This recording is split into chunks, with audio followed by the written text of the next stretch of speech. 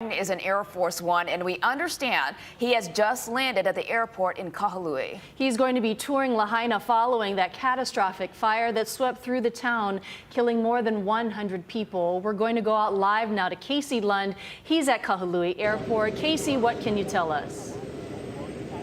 Grace Mahea, thank you and aloha from Kahului Airport. We just watched Air Force One touchdown, a historic day for Maui, Hawaii, as President Biden and Jill Biden, the First Lady, prepare to visit wildfire victims. Our first responders, they're taking care of this community. You're looking at one of Marine One, the Black Hawk UH-60 helicopters that came here early. Any moment now, you're going to see that blue and white plane come through the tarmac. We just watched it touch down here on the runway. Of course, as you know, anytime that happens, they ground all the flights, all the activity here at the airport. So that's something to note. But again, we want to pan around and just give you the scene as we wait for the president's plane to taxi up here. He'll be greeted by several dignitaries. We'll hear from the governor, Josh Green, as well as Jill Huda, Senator Schatz, Senator Hirona. They're all standing by here. Really quickly, we'll show you the other aircraft that are part of the president's fleet. We have the V-22 Ospreys. They fly with 3 of those. Obviously, security very tight here. We've been kept in a press pool of sorts. And let's go back to the plane here if we can. That is coming around the corner there on the tarmac. And we'll just take a moment to watch this and let this breathe for just a minute as we see Air Force One. Now, you may have expected a 747. This is a 757. It's the Air Force's version of a 757. It's a C-32, a smaller plane because OGG is a much smaller airport. It would not be able to accommodate a 747 landing here. Even for the president, the runway is just a little too small. So let's watch here as Air Force One pulls up. You know, we've been talking with different folks here in Maui about how they feel about the president's visit. Mixed emotions. Many people say it's too late. He should have been here earlier when we knew how serious this was. Others are grateful that he's here to try and comfort the victims of those deadly wildfires. Regardless of how you feel, it's a very historic moment as we wait for the president. You see some other aircraft in the sky here. Casey, what is the atmosphere like there? I know you're there with the press pool. It seems like there's probably a lot of anticipation from the press pool. We've been talking about this for days now and really waiting for the president to come and show up on Maui. Yeah, you know, it's always a tense moment. I've been to one of these and, you know, they don't tell you when the plane's coming. We don't have an advanced warning of when the plane's landing. So, you know, I called into the production room and let them know it's coming. And you don't have a lot of time because, as you know, they're relatively secret about the president's schedule, what he does. And so it's kind of a hurry up and wait. We came out here and set up all of our gear. And then we see those Osprey coming now, those Marine Corps aircraft that have 2 fixed propellers that go upward. They could fly as helicopters and as planes, really. And then we'll show you as the stair car comes out. As I mentioned, this isn't necessarily all the pomp and circumstance that we normally see because when you see the president arrive, because it's a smaller airport, of course, and that's why it's also a relatively historic moment here, coming in a smaller plane. The president usually flies in that 747 that has a medical facility, a gym, an office. This plane has a lot of those amenities, but it's obviously much smaller. That's something that we would normally fly on ourselves as we fly inter-island. So let's just watch a moment here as they back this up and the president begins to step down. I know that we've got team coverage as the Motorcade goes down toward Lahaina. That's the mission today, is to greet those fire victims, to speak with the first responders, and to encourage his team of 1,000 personnel that are here from the federal government, including FEMA. We have non-government organizations like the Red Cross. The president's job today is to comfort those people, to give them some lifted spirits, try to encourage them to do the work that they desperately need to do, that our community desperately needs. And so that's what him and the First Lady are set to do today. And Casey, I'm hearing a little bit of chatter. Go ahead. Casey, one thing that we had heard from U.S. Senator Brian Schatz is one important reason for the president to be here along with the First Lady is that he really needs to see the disaster firsthand, talk to the people firsthand, because you can't get a sense until there are boots on the ground, right? I think that's absolutely right, Maheo. On Sunrise, we brought you some coverage and interview with a representative from FEMA, and that's exactly you're correct. They need, the leaders of this country need to put themselves in the situation, see how devastating this was to our community, to so many of our friends and family, so that they can get the proper services and what they need. And so that is all the president's staff. That's the press corps that travels with the president. What I'm going to show you now is the other stair car, and this, we are lined up just perfectly to capture this moment as the president comes down the stairs here at Air Force One. So we'll go ahead and take a moment. I want to point your direction to the left of the screen too. You'll see dignitaries, Governor Josh Green, the First Lady of Hawaii, Senator Schatz in that order, Senator Mazie Hirono, and Representative Takuta. They will greet the president. That is a big part of this visit as well, is hearing what needs to happen in Hawaii from the people that are leading this state. And so while those dignitaries, many of them work in Washington with the president, having this unique opportunity to show him around our community and to show him what has happened and what people need is extremely important. And so as soon as the president comes down, I'll go ahead and stop talking for just a moment. Casey, let this moment breathe just here. Wanted to ask you real quick. You know, we were talking since earlier this morning about the security and how much of an effort it takes to bring a president to any location. Now, I know since this morning, you've actually had to undergo some of the security very tight, right? It takes a lot of effort for the press even to be able to be a part of this press pool.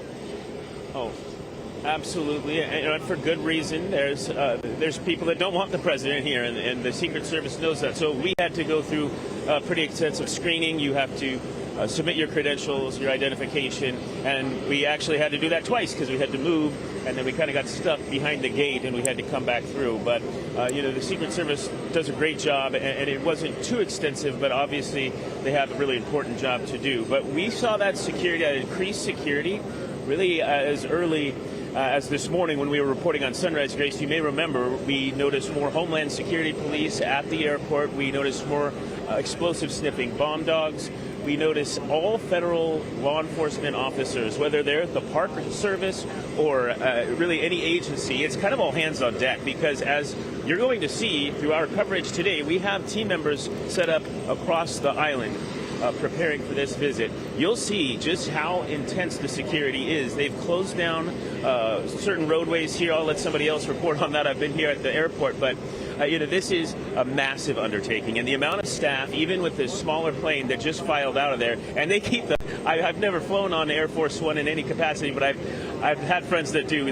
They keep the press way in the back in coach. It's tight quarters back there because he needs some space. He needs his staff in that plane to be able to really operate all the functions of the federal government from the sky. It's a very fascinating aircraft, but this is also just a historic moment for Hawaii because, to my knowledge, it's been some time before a sitting president has been to Maui. Obviously, I believe they usually fly into Honolulu. That's correct, guys, right? Yeah, I've covered quite a few of these events. So here's the suspense always. This is Daryl on the set, by the way. The suspense always is, when's he going to come through that door? Are we going to get the shot just right? For the press, this is a moment. How big a moment it is for the community, I'm not sure. Overall, they want to see him out and about in the community. You made an interesting mention about Air Force One, the 747 version. They have come to Maui. In fact, in my experience, after dropping the president off on Honolulu, sometimes they park it on Maui because it's the longest runway that they can get to that's close to Honolulu in case they need to move those planes. And it's also easier to secure than Honolulu Airport. But all that's very interesting, but I think what's most interesting is to see the president emerge here. And the last time I think we had an executive, someone from the White House visit us during a disaster was Hillary Clinton after Iniki. And I covered that. It was quite frustrating for the press because she didn't make any local appearances other than to wave and walk through Koloa. So his visit will be quite a bit more detailed, quite a bit more close to the ground. And as he's known as the comforter in chief, I'm sure that he'll have some very meaningful conversations with people. There's a lot of people with very, very sad, frustrating, tragic stories over there that he's going to be hearing from. And the administration is well aware that their footprint is very large, and so they want to get on the ground, talk to officials, talk to the people, get the stories, see firsthand, but make sure that it doesn't stress the resources as this recovery effort is still ongoing. Casey? Yeah, that's absolutely right. You made mention of that. Just the amount of work and security and personnel that it takes to get him around and take the first family, Jill and Joe Biden, around Maui is a very huge footprint. And you know what? The other thing I wanted to mention here is not just the footprint of all these resources shutting down the highways, but many people I talked to, and I didn't talk to many people on camera because many people don't want to talk on camera about something like this, but folks can feel like it takes away from the general sense of tragedy and loss, that it takes the focus away from the victims and what they're going through. And it sounds like maybe we're having some audio issues, so we apologize there, but it can distract from the healing that needs to happen. But sometimes many people feel that it could help speed that up, and maybe the president seeing what's going on can bolster the resources that we have, and that's the hope here too. And one other thing before I'll let you talk, because I think we may have some time to fill. Like you say, it's always a hurry up and wait. I think one thing that could come from this is a little bit more accountability here at the local level. We have seen Josh Green on all kinds of broadcasts and publications. He's very media friendly. The mayor of Maui County has not been. Richard Bisson has not been very communicative with the press, with the public. He's been working. We've seen him out and about on the ground in Lahaina, but we have a lot of answers that we want questions to. And so maybe having the chief executive of the federal government come, try to make sure that we're all working together, and that's the press, the community, and our leaders, our elected officials. Guys? Casey, I just want to make a quick point. We know on board today is the FEMA administrator, Deanne Criswell, who's already been through Lahaina and helped out a lot of people, and just spoke yesterday talking about bringing the president to be able to see this in person. She was saying that she believes it will give him a completely different perspective, because what you see through the video, whether it's on the news or through social media, really doesn't do it justice. And you, too, would both know that because you were just there. Well, Mahea, more than me, yeah. Well, when you drive on Honoapi'ilani Highway, the downed infrastructure is really significant. I mean, that's on Honoapi'ilani Highway that is now open to the public. And to see all of the power poles down, and we see someone entering right now. Casey, you've got the view. We have the president coming here. Yep. Yeah, we have the president and Jill Biden, First Lady Jill Biden, coming down the stairs. Let's give this a moment here. He's had a busy day, just traveled from the mainland. Just now greeted by Governor Josh Green. Yep. And he's leaving back to the mainland shortly after this trip. Today he's hugging and greeting the First Lady now of Hawaii. There, Deanne Criswell. We're just talking about the FEMA administrator behind him. Yep. Senator Schatz and then Senator Hirono there. Then we expect after this moment, a very quick, you also may have noticed the very important devices that are travel with the president being whisked away to the helicopters, the nuclear football. Those go where he goes. But right now, this is a moment of embrace and healing, making sure that they are all on the same page, what this visit is meant to accomplish, and eventually a pretty quick transition to Marine One, the two helicopters that are here adjacent to Air Force One. But of course, only one of them is Marine One. That is the vehicle that will take them to Lahaina to view that disaster zone where so many homes, so many lives were lost. And even though we're at a far distance... What do you think? I want to ask Mahea and Grace, the conversation that's happening right now between Senator Hirono is not afraid to speak her mind, and the president, because they've been talking for quite a minute. You almost can tell she's kind of caught his attention. You certainly can, Casey, and you can see the expression on President Biden's face and Dr. Jill Biden's face. Clearly, they've been briefed, they are impacted, and those long embraces just tell a story in itself. You can feel the emotion, even though we're at a far distance. Yeah, the empathy for sure. You can see that on their faces. And you know, in talking to the governor in the past couple of weeks, he has said multiple times that President Biden has reached out to him to tell him that he's going to be with him every step of the way. And in a lot of ways, he said he felt really reassured that they were going to get the federal resources that they needed. And you see him with the president with his arm around Governor Green right there. Well, they're both very touchy. That's how they are, both of them. And you know, I think that Governor Green is probably quite touched by having the president here. It's important to him. You know, one thing politically, you know, there's pros and cons, like we talked about, of visiting a disaster site, and Casey listed those very nicely. But in the end, the thing that you're going to get dinged for is not doing enough. And you have to note the appearance of the president, who is coming to a disaster site, dressed down, ball cap, sneakers on, ready to greet the first responders as well as the victims and community members. And Mahia, you know, we were speaking before this about how there are so many people on Maui who want to speak to President Biden. Absolutely. You know, we know that many contacts were given to Mayor Bisson's office. Even representatives from Honolulu Mayor Rick Blangiardi were helping Mayor Bisson's office in sending those contacts to the office and then sending those contacts to the Secret Service. Obviously, those are being vetted, people who are already selected, but the people who are on that list, they felt that this would be an opportunity to speak to the most powerful person in the world about this disaster, and that is an incredible moment for them. You know, maybe it was just me, maybe I missed it, but did we see the mayor there? Mayor Bisson? Yeah. I did not. I did not see the mayor. We do not see the mayor. That is an excellent point. That is an excellent point, Daryl. Mayor Bisson is not there, and we've been trying to get a hold of him. I do want to, I want to keep your eye on this helicopter, this unmarked, regular military UH-60 Black Hawk helicopter. That will be the lead there, and you can also start to hear the Ospreys follow or fire up, the V-22 Ospreys. That's for the press corps.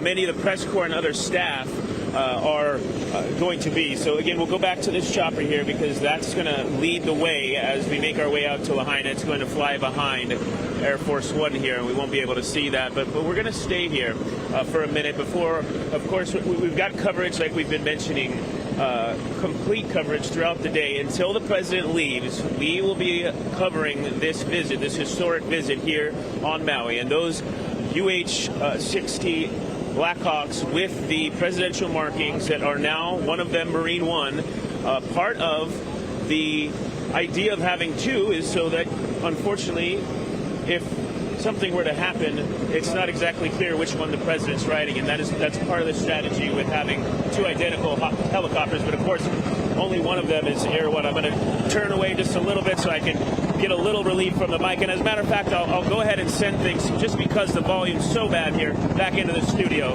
Ladies, gentlemen. Yeah, Casey making a good point that, you know, as Marine One goes up into the air above Kahului, there is a second one that serves as a decoy, and they go back and forth in order to make sure that not one of them is targeted. And so you're not ever quite sure which one the president is on.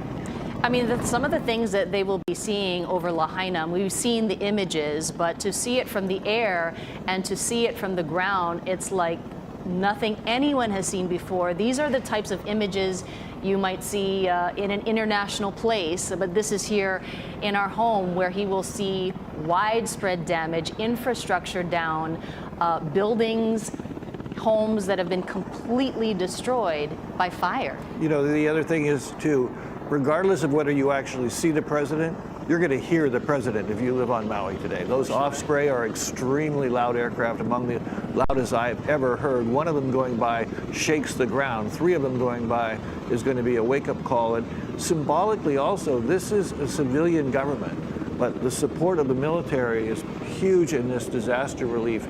And that's what the president brings with him. And I think symbolically, the shot of these three military aircraft along with the civilian, although the Marines operate these choppers, is powerfully symbolic of a nation actually bringing tremendous resources to a relatively small spot. And as you see Marine One making its way across Kahului, as Casey had mentioned earlier, there are no other flights that are taking off or landing at this time in order to make sure that security is at its utmost to make sure the president stays safe before he takes off for the tour. And one thing, Grace, when you were talking... note that because... Go ahead, Casey. Oh, I'm sorry. Go ahead, Mahea. I just was saying that United flight may be taxiing, just waiting for all these aircraft to take off. As Grace was saying that all those flights are grounded. But I was interested to see that United flight. It may just be taxiing, but I was kind of surprised to see that in the background there. You would have thought they wouldn't have that moving around, but hard to say. The distances are deceiving when you've got that long a lens. That plane could have been quite far away, yeah? One thing that we know is that there are large groups of people who will be protesting the president's visit. They are either anti-government, upset about the fire, upset about the government's response. So those are some of the things that we anticipate to see along the way. I don't think it's possible for them to completely screen all of these people who will talk to him. I think he's going to hear negative things. There is anger in that community and frustration. There is a tremendous community response, which was very moving, but also there is a lot of anger out there about how this could possibly have happened and legitimate questions to ask and bring to the president's attention. We spoke with the assistant press secretary from the White House earlier this morning on Sunrise, and I asked him that very question about whether the president is prepared to hear some of these complaints and some of the negative response from citizens who are on Maui, many of whom we have heard from firsthand who say they haven't seen the government officials, they haven't seen the help that so many have talked about. And he said very much so, he said whenever there is any type of disaster, there is always some sort of negativity. He said the president is prepared for that and he wants to hear it. Now, Chelsea Davis has been reporting tirelessly for us. She's in Kapulua, and she's been observing what's been on the ground. See, what can you tell us what's happening there? Well, earlier I heard you folks talking about where is Maui County Mayor Rick Bisson, and I can say that I was at the Kapulua airport earlier today from 8 o'clock this morning, and I did see him up here. So right now they made all the media, everyone move across the street because as we've been talking about, of course, they want that area safe and secure for the president's arrival up there. So now I'm along Honopi'ilani Highway across from the Kapulua airport. It is the only airport here in West Maui, a very small airport, one way in, one way out. The airport is on the top of that hill there. And driving in, as I mentioned, around 8 o'clock this morning, there are Hawaiian flags all lined across the road. A very powerful visual, I think, for the president. And you can see police officers right there blocking that intersection. Now that's over to my left. Over to my right, there are a bunch of people out here. They've been here for hours. A bunch of them are protesting. They have their makeshift signs, cardboard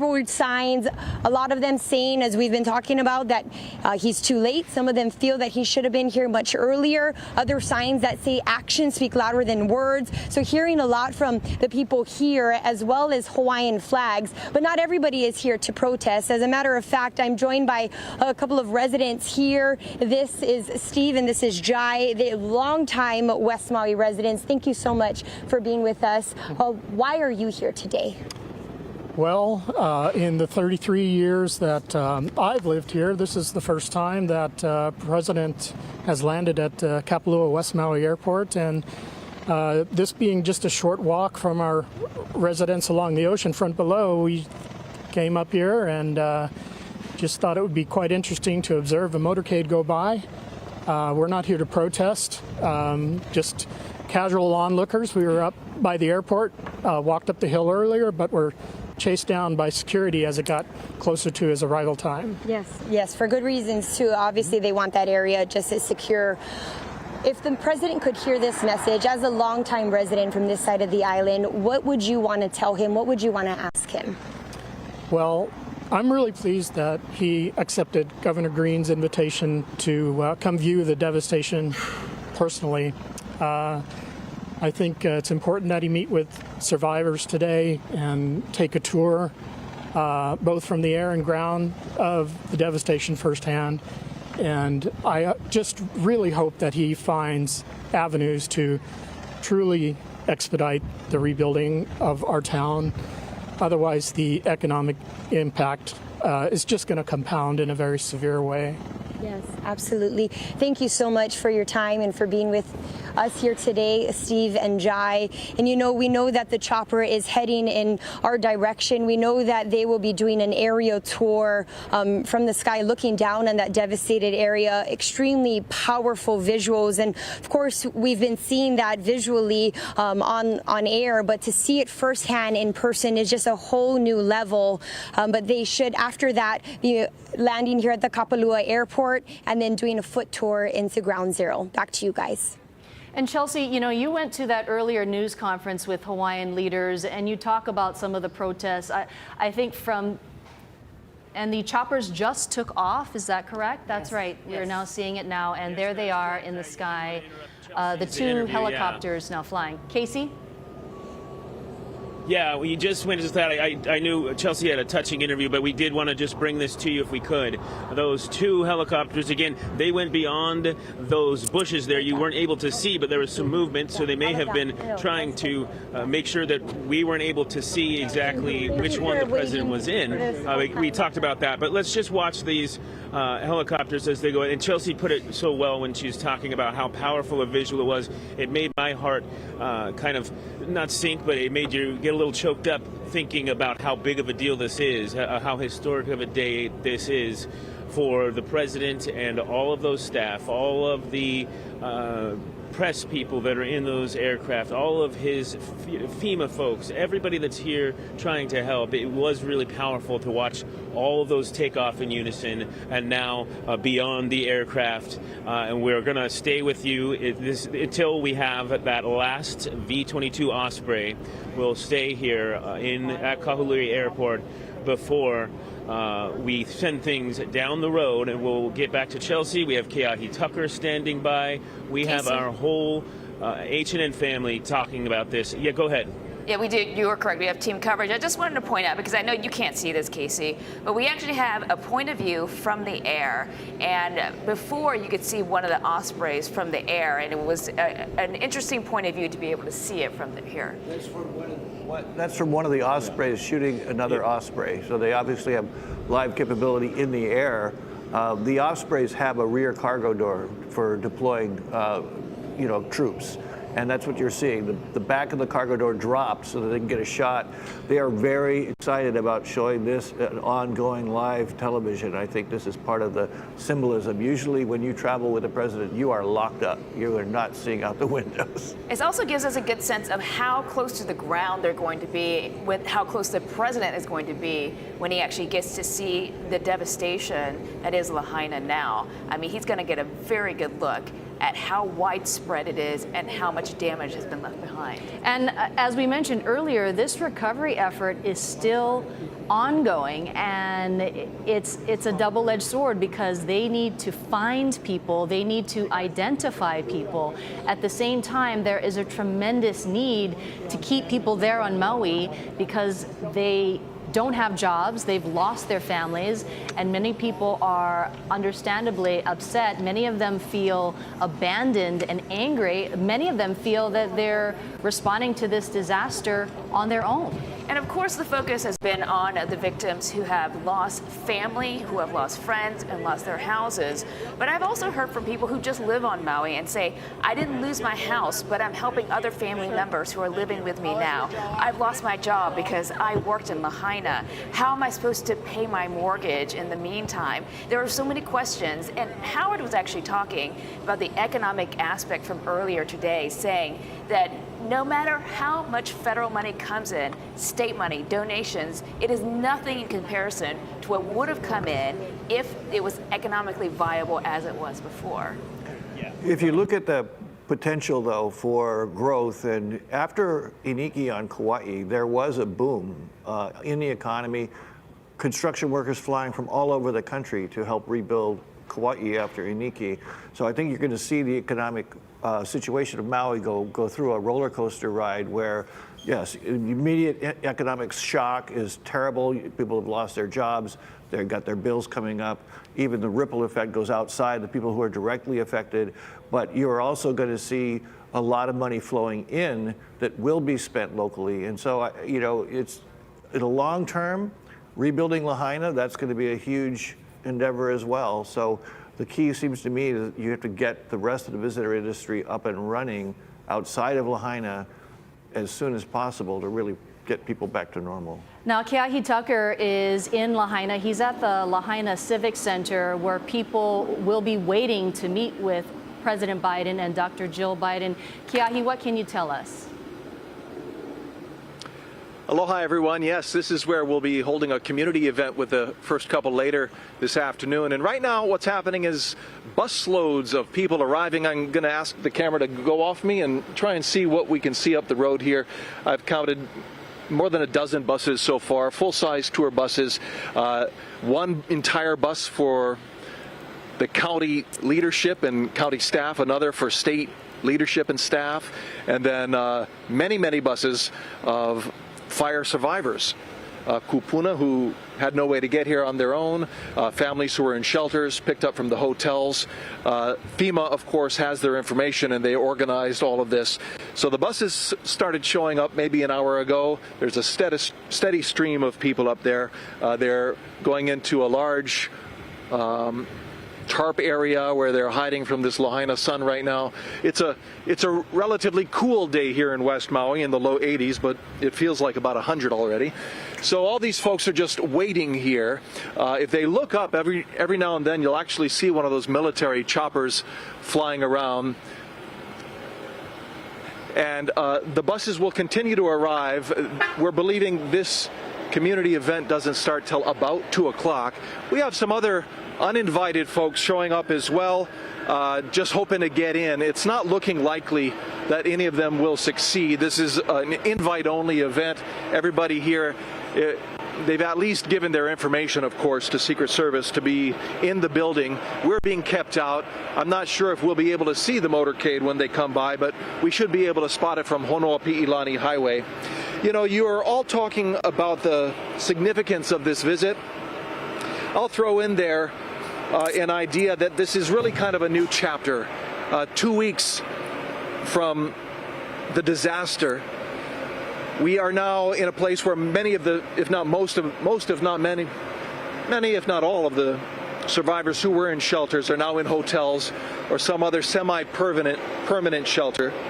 And FEMA's on the ground in a very real way. They have their disaster center set up. Sorry, the bus is very loud right next to me.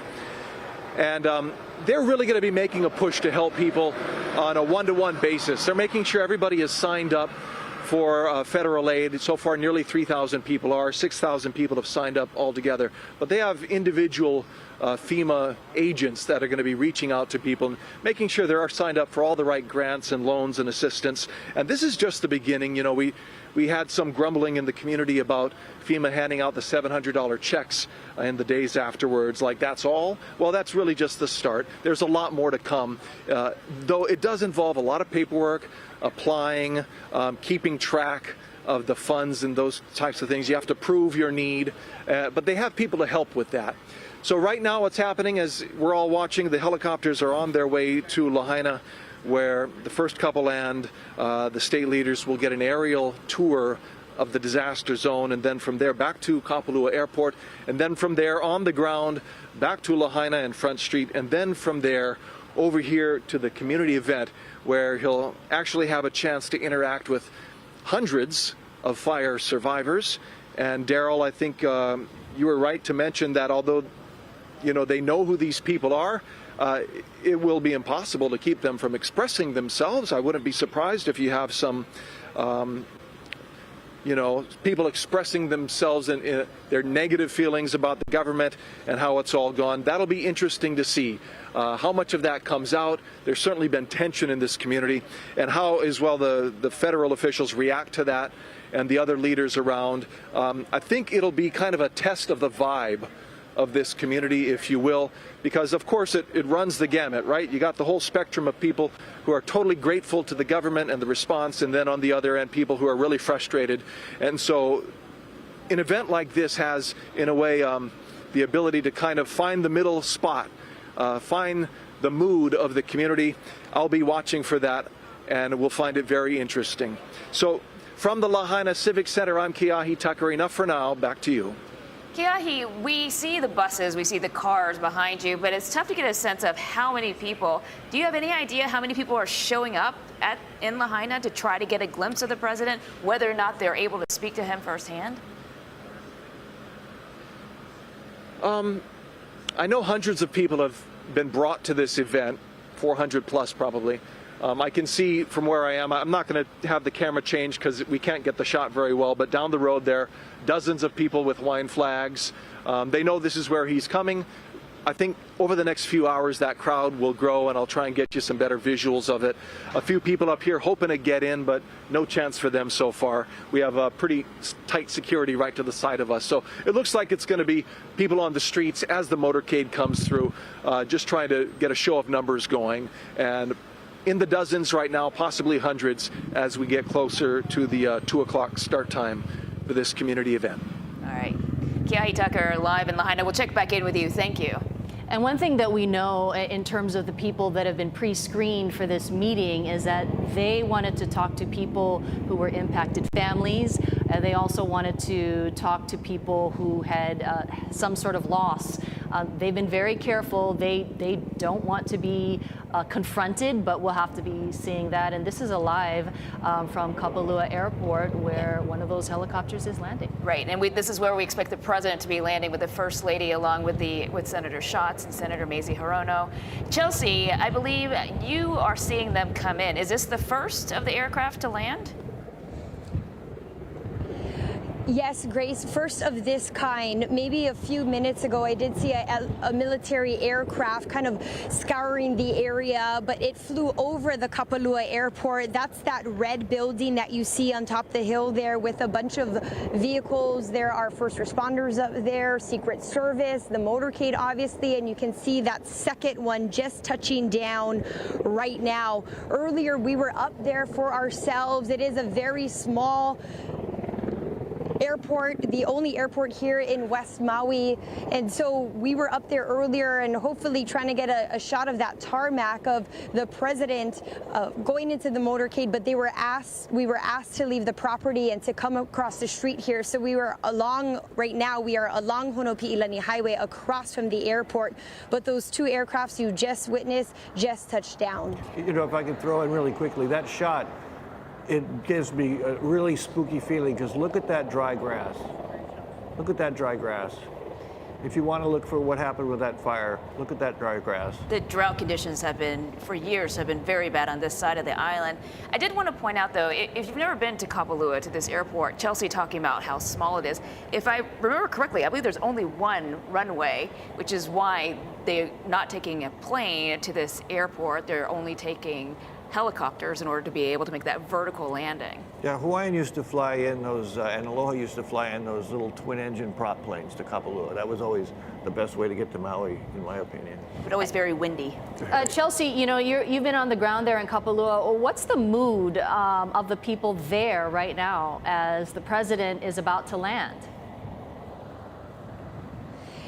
Yeah, you know, mixed emotions. We, as I mentioned, are across the street along Honopi'ilani Highway. No one is allowed up there on airport property, at least no one from the public and us ourselves as media. But across the street here, there are a bunch of onlookers, protesters as well, people having their makeshift signs. I've seen signs that say action speaks louder than words and you're late. You know, talking to the people out here, a lot of them are upset. A lot of them are frustrated. They feel that he should have been here sooner. But on the other hand, I've also spoke with residents who are very grateful that he's here right now and that he is coming, you know, doing an aerial tour and also a ground tour as well, meeting with the survivors, meeting with first responders, meeting with the community members. They feel that this is their chance to tell their stories. This is their chance to share their stories with the world and to get help here to West Maui. And Chelsea, we were looking at a live picture from one of the Osprey, and it does look like they've reached the coast, maybe not quite to Lahaina as of yet. Yeah, it's kind of hard to tell, to see, but we can show you that we're seeing through the open window. And this is a live picture. This is pretty significant that we're seeing this. Yeah, we believe it may actually be the Kaanapali side. They may have already passed the Lahaina disaster zone. Yes, I think that's most likely Kapalua. You see how they're upslope now, quite a bit high up from the coastline. I think that's Kapalua. Well, with so many businesses destroyed, hundreds of structures, I believe it was about 2,000, we wanted to bring in Howard Dykes to talk about the economic effect that this is going to have. And Howard, you know, we talked about this multiple times, but really, we're talking about years of recovery here for Lahaina. We are, and all the money that we've been talking about so far has only been preliminary aid. For example, road repairs. The Department of Transportation has a $100 million fund especially for emergency road and traffic management expenses. $3 million of it is already coming to Hawaii, but that'll just be for things that need to be done right now. An example that DOT discussed in D.C. as recently as this morning was buying battery-operated traffic signals. But doing serious repairs won't cost millions, it'll cost billions, and it will take years. Also this morning, while the president was in the air, a bunch of other federal agencies, including HUD, the VA, USDA, FHA, Ginnie Mae, Freddie Mac, Fannie Mae, all offering help with mortgages. That's going to be a big source of federal aid to people who lost their homes or their businesses. The offers they're making range from payment forbearance to outright aid. But this is all just happening now. It's just beginning to happen, and it's only the very beginning of the funds that will be made available. And we're watching the Osprey land, I believe that would be Kapalua Airport, where it has just hit the ground. We wanted to, did mention that the president later today is supposed to make a big announcement that Bob Fenton will be the FEMA regional administrator. He's going to be the chief federal response coordinator for the island of Maui. So they'll at least have a point person to go to try to bring in enough aid and bring in the type of help that the people of Maui need. And Grace, I mean, you had learned earlier this morning that even though obviously there's another situation, another smaller disaster in SoCal, that the aid that is coming from FEMA will stay here, right? Yeah, we did. We spoke live with a senior FEMA official out of Washington, D.C., and he told us that because Governor Gavin Newsom of California was handling most of the affairs of his own state, FEMA only responds when the state asks them to respond. And basically, he said California had not asked for their help. And he said, regardless of that, they would not be rerouting any of the federal resources that they had given to Maui so far, because we know that there are at least 1,000 federal workers who are trying to bring in aid to all the people who have been affected by the fires. One interesting thing that I'm sure the president and the first lady will see is there are burned neighborhoods and there are not burned neighborhoods. But one thing, Grace, that really struck me is even if there is a neighborhood that is not burned, it is still devastated because of the fumes, because of the tainted water. It is unlivable, but people are still going into those neighborhoods because these are their homes and they cannot leave. I'm sorry, I think we're seeing one of the president's helicopters coming in. It might be Marine One, it might be the second one. But one thing as it lands, this idea of mixed emotions coming in, absolutely. There are people who are totally shocked by what happened, living in shock. They have a mixed emotions just within their own hearts. You've also got a political climate there where there are a lot of anti-Biden people who will find fault with whatever the president does. So there's that batch of people as well, and West Maui is kind of a bastion for many of them. So, you know, you cannot escape the political environment even by flying all the way to West Maui. Well, you have to feel for so many people because not only are they dealing with this incredible emotional loss, deaths in families, there is so much paperwork, so much bureaucracy that they need to go through to get the aid, in addition to coping with their own loss at the same time. And I think that's what Keahi was referring to in FEMA, getting the boots on the ground, really almost working one-to-one with each of the victims to try to help them navigate, because there are services available, and it's hard to figure that out. One other thing I wanted to note as well, and Daryl, you were talking about the brown grass that you see in the foreground, but above, in West Maui, which is known for its strong winds, you can see just how cloudy and shrouded it is right now. And for days, we've been concerned about the remnants of Fernanda coming in and bringing in too much rain too quickly while they are still searching the area of Lahaina for victims. And starting this morning, we knew that there was going to be light rain, which is what we've been seeing throughout the day. There has been some showers, but luckily not the heavy ones that we were concerned about. That would really have been a big problem. Light rain is good because it will keep things in place, it will keep dust in place, and so on. But also, I think that they were very concerned about a sort of a toxic slough being flooded off of the Lahaina area if there was a lot of rain that came through, because there's all kinds of dangerous metals and toxins in that ground there. And so as much as they can keep it intact, I know the Coast Guard's put out all kinds of equipment to keep that from going out into the ocean. But, all kinds of booms in order to try to keep it in. But you're right, it can only do so much, right? Yeah, exactly. So a little light rain is just about perfect. And these are one of the Ospreys, assuming this is President Biden's, the one that he is on, but we're not exactly clear.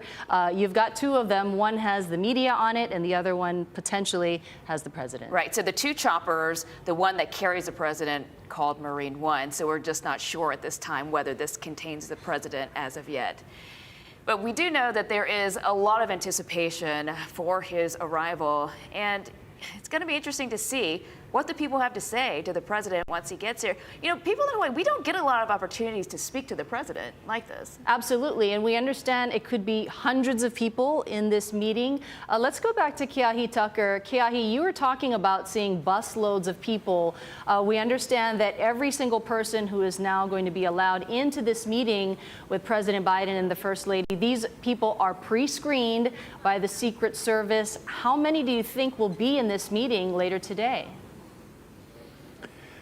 Mahia, my guess is about 400, which is a lot of people, and you can't control what people think and what they say once you're in a community meeting like this. And I don't know that they're trying to keep everybody in a little box. I think they want to hear from people. Their real concerns. The government's goal, at least on the surface here, is to get this town back to where it was, start the healing process and just provide resources. What do you need? How can we help you? Every federal person I've met so far has that same mission. How can we help? What do you need? I think that also, this Keahi, could go a long way to really...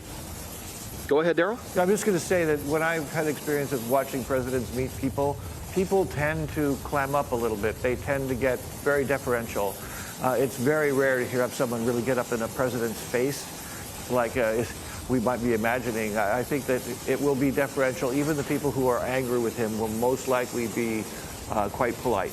I think that's what I would expect. Yeah, you never know. I mean, human nature. I also know there's some very strong-minded people here in Maui, and this has been a once-in-a-lifetime trauma for them, so they might not let this opportunity go by if they have something to say.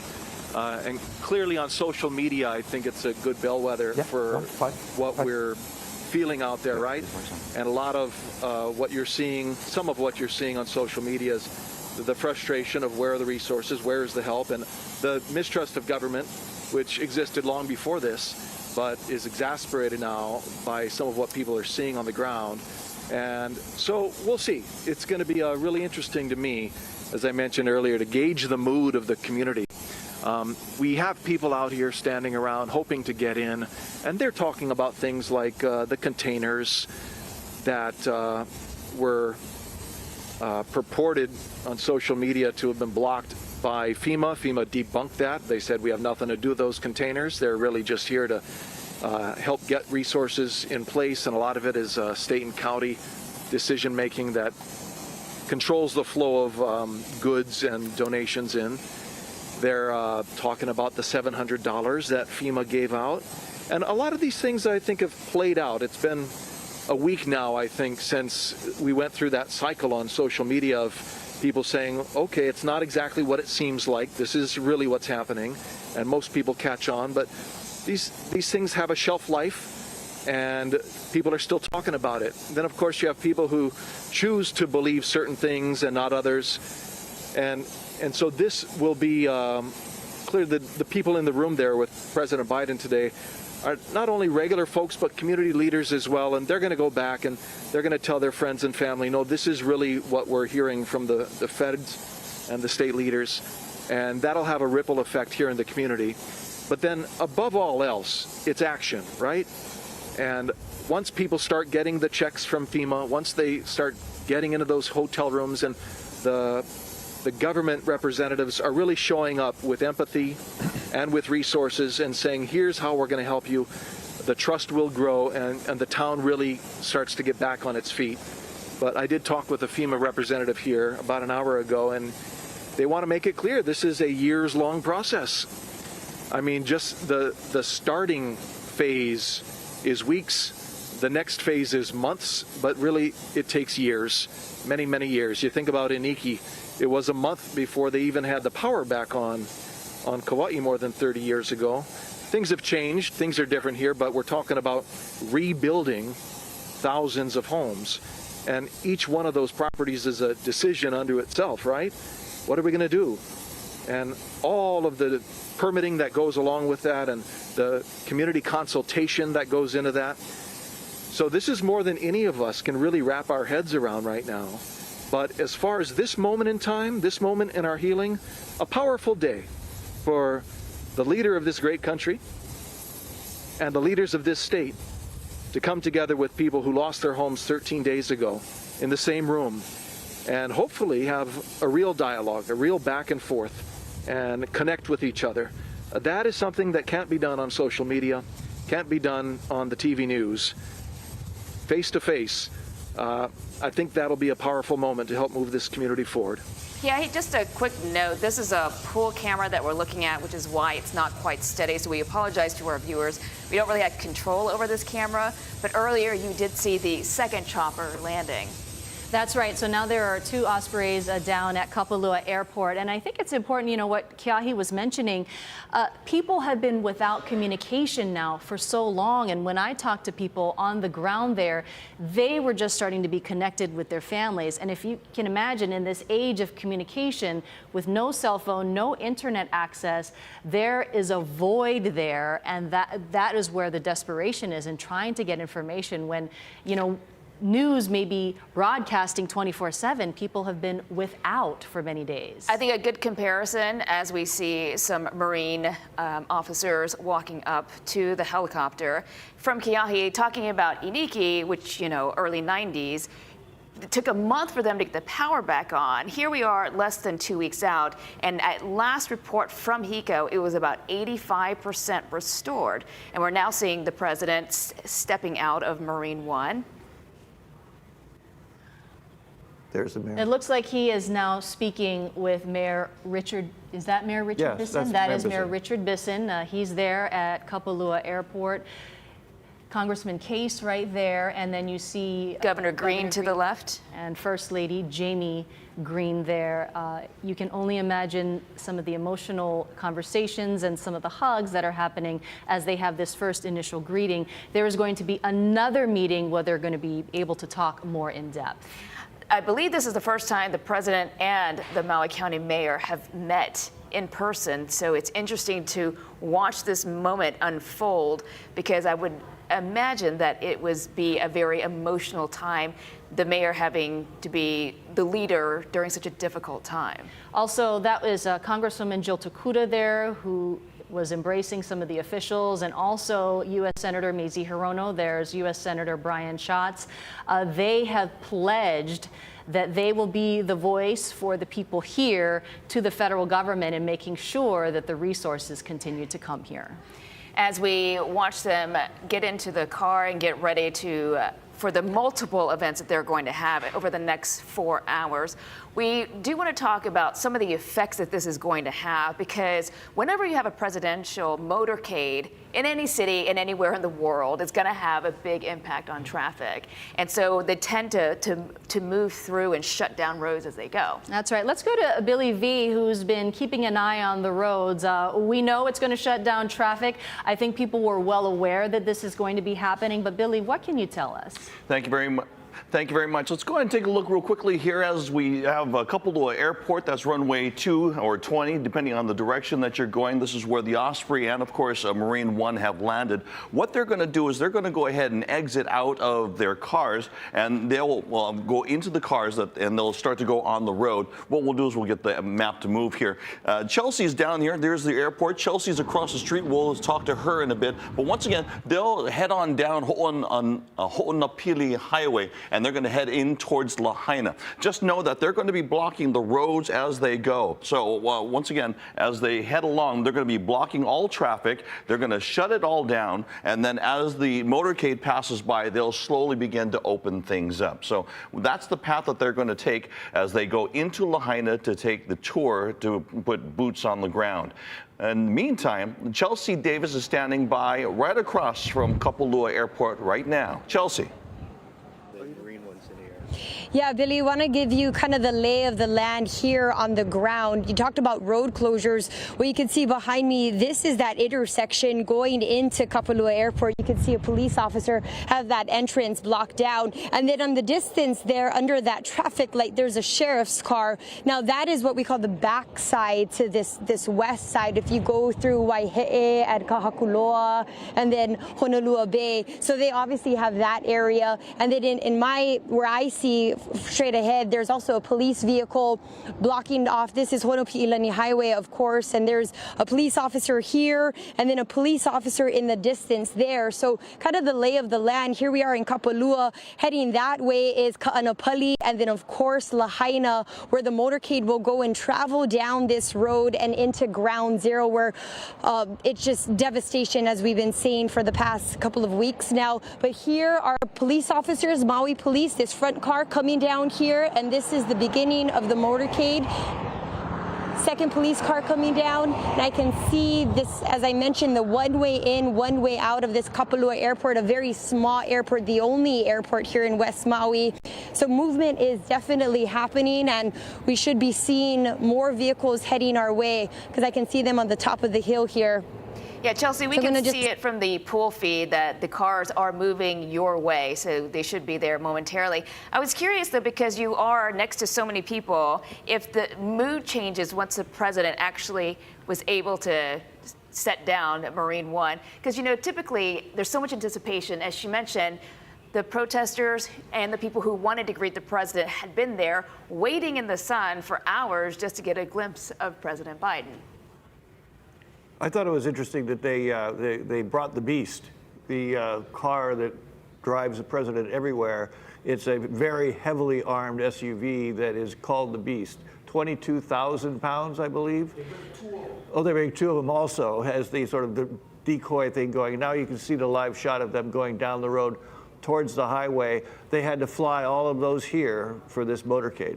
That's right, and fly it here, meaning this is on some sort of military means of getting here. But let's go back to Chelsea.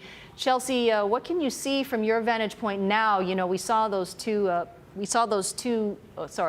Chelsea's live shot is not there right now, but we can tell you that we did see some Maui police officer cars going there. We expect this convoy to be quite long. Mm-hmm. And quite full. And, you know, we were talking about those cars, the capability of the Beast, as it's affectionately known, to carry the president, not only to have the communication, but to also have the protection in order to withstand any type of attack. Yeah, I mean, you could blow out the tires, it won't stop. It's built like a tank. Yeah. There's also a medical vehicle that's part of the president's convoy wherever he goes. If there is some sort of medical emergency, that is something that travels with him at all times.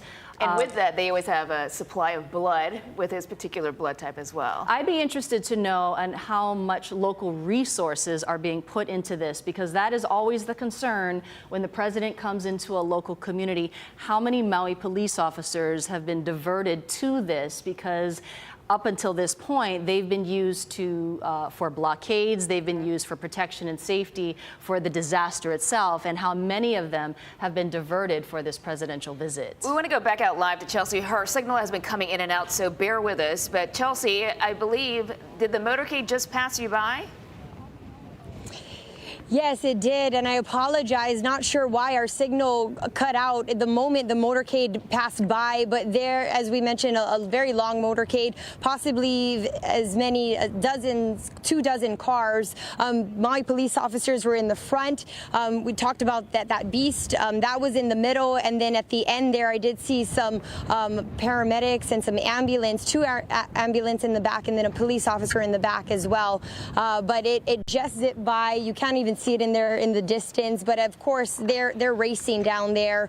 I counted; it was difficult to count, but possibly as many as 2 dozen in the convoy.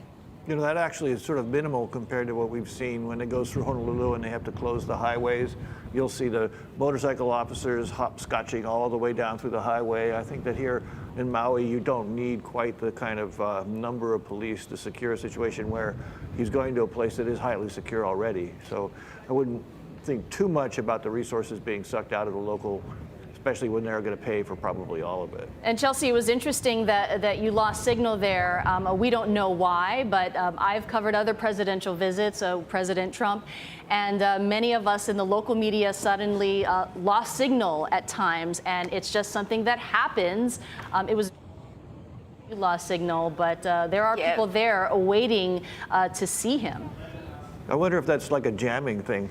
Well, they won't tell us. They won't tell us. But we've experienced it because we talked about it earlier. It's happened to me as well in covering this, where all of a sudden you're like, why is nothing working?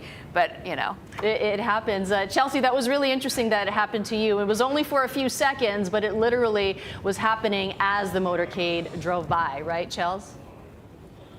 Yeah, I think I was live when we saw the first 2 police officers, the Maui police officers, you know, in the beginning of the convoy, and then I could see it coming down the hill there, and then all of a sudden the signal broke up, is what I was told by my producer. And then the moment we were trying to get the tail end, but the moment we got signal, we couldn't even see it in the distance, but you could see this police officer blocking the road there. So you're right, it was just a quick few seconds, but it was that shot that we've been waiting here all for, that we weren't able to get at least live on television for you folks. Chelsea, we are looking at a live shot right now, and I believe this is near the north entrance of Lahaina, and we can't see the motorcade, though when it first started to pass by, the signal got a little weak again, but it actually stayed sturdy enough for us to be able to see it go by. I also noticed that they've stopped using the live shot from inside the vehicle. Right, so it could be that they have some sort of protocol where they don't want to have an exact fix on the president's vehicles for whatever reason. In this day and age, I can understand why they would not. Yeah, it was interesting because we did not necessarily get the live signal from the Osprey at all times. And you have to think, even though we're much more laid back here in the islands, the Secret Service and the high level of security, obviously military concerns, it is always a concern for the president wherever he goes. And Honoapi'ilani is typically very busy, especially in the middle of the day. You would normally see a lot of cars zipping back and forth, but clearly still closed as the president makes his way into Lahaina at this hour. Chelsea, do you know if people are being held up? Chels? I actually don't even see that Go ahead, Chelsea. Oh, apologize. I was just checking our live backpack to see if we have a signal, but I'm told in my ear that you do. Dara, I believe you asked if people are being held up. And, you know, from where I can see, there's no cars on the road. And Grace, you're absolutely right. Normally, this is a very busy area. But as we showed you previously, they are blocking the entrance from the north side through Kahakuloa. And they're also blocking from this way. I'm not exactly sure how far down they're blocking. I know Ke'ahi is at the Civic Center, which is closer to Lahaina town. Of course, I'm in Kapalua, and the lay of the land goes Kapalua, Ka'anapali, and then where Ke'ahi is at the Civic Center, and then they go on to Front Street, which is Ground Zero. And we are awaiting to see who the president will be meeting with next. I believe we are getting ready to speak with multiple members of our team. We have many of them spread across the west side of Maui, including Ke'ahi Tucker, who is live in Lahaina. And Ke'ahi, what are you seeing at this hour? Well, we just saw the motorcade go by. We tried to tell you guys and didn't get a response. I wonder if it's the jamming. I don't know. We're all speculating here, but we said, here they come, and I had no response from you, which is unusual, and we're back on now, and they're gone. Anyways, they went right by Honua Pi'ilani, right in front of us, all the usual police, government, and followed by the ambulance and more police. So we're kind of on the north edge of the burn zone. The fire actually came just a few hundred yards here from the Lahaina Civic Center. The night of the fire, they actually evacuated people to the center first, and then around midnight or so, they moved everyone up the road to the school a few miles north of here. And the fire, this is as far as it got. So we're at the north end of the town, and then it's probably another mile into the center of town where Front Street is. So they're probably there any moment now, and will begin their tour. My understanding is they're all going to walk right down Front Street. You know, it looks like the war zone with the cars still in the road there. Really get a sense of the devastation and contrasting with such the sadness that it was such a beautiful and unique place for so many years, and gone forever, changed forever. So that will be quite the visual that we'll be expecting here in a few minutes. Right here, as you can probably see, there's a bunch of National Guard members behind me. This is the entrance zone, but it seems like all of the buses that carried all of our participants today have come. Everyone is getting checked in, if not already in the Civic Center.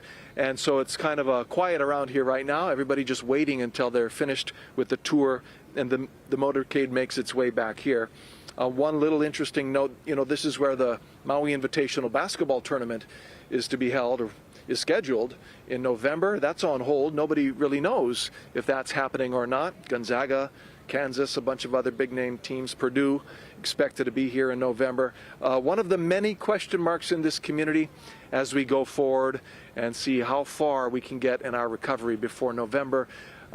My guess is that it'll happen, because November's still a little ways away, and frankly, that event brings a ton of energy and money into this community. There's still a bunch of hotels available just north of here, and you know, people don't need to go into the burn zone to have a basketball tournament here, and I think it'll be a nice diversion and enjoyable for a lot of the college basketball fans on this island and in Hawaii. That's right. That's right, Keahi. As I was speaking to people there in Lahaina, there is a need, even at this point, to have some sort of normalcy, whether it's going to your local coffee shop, whether it's going to a friend's house. There is a need at this point for normalcy. And we have heard, Grace, from our police sources that there is jamming. So for our crews out there, if all of a sudden it goes down, we know why. There is definitely jamming as the president goes by. It happened multiple times and multiple cameras. Go ahead, Keahi.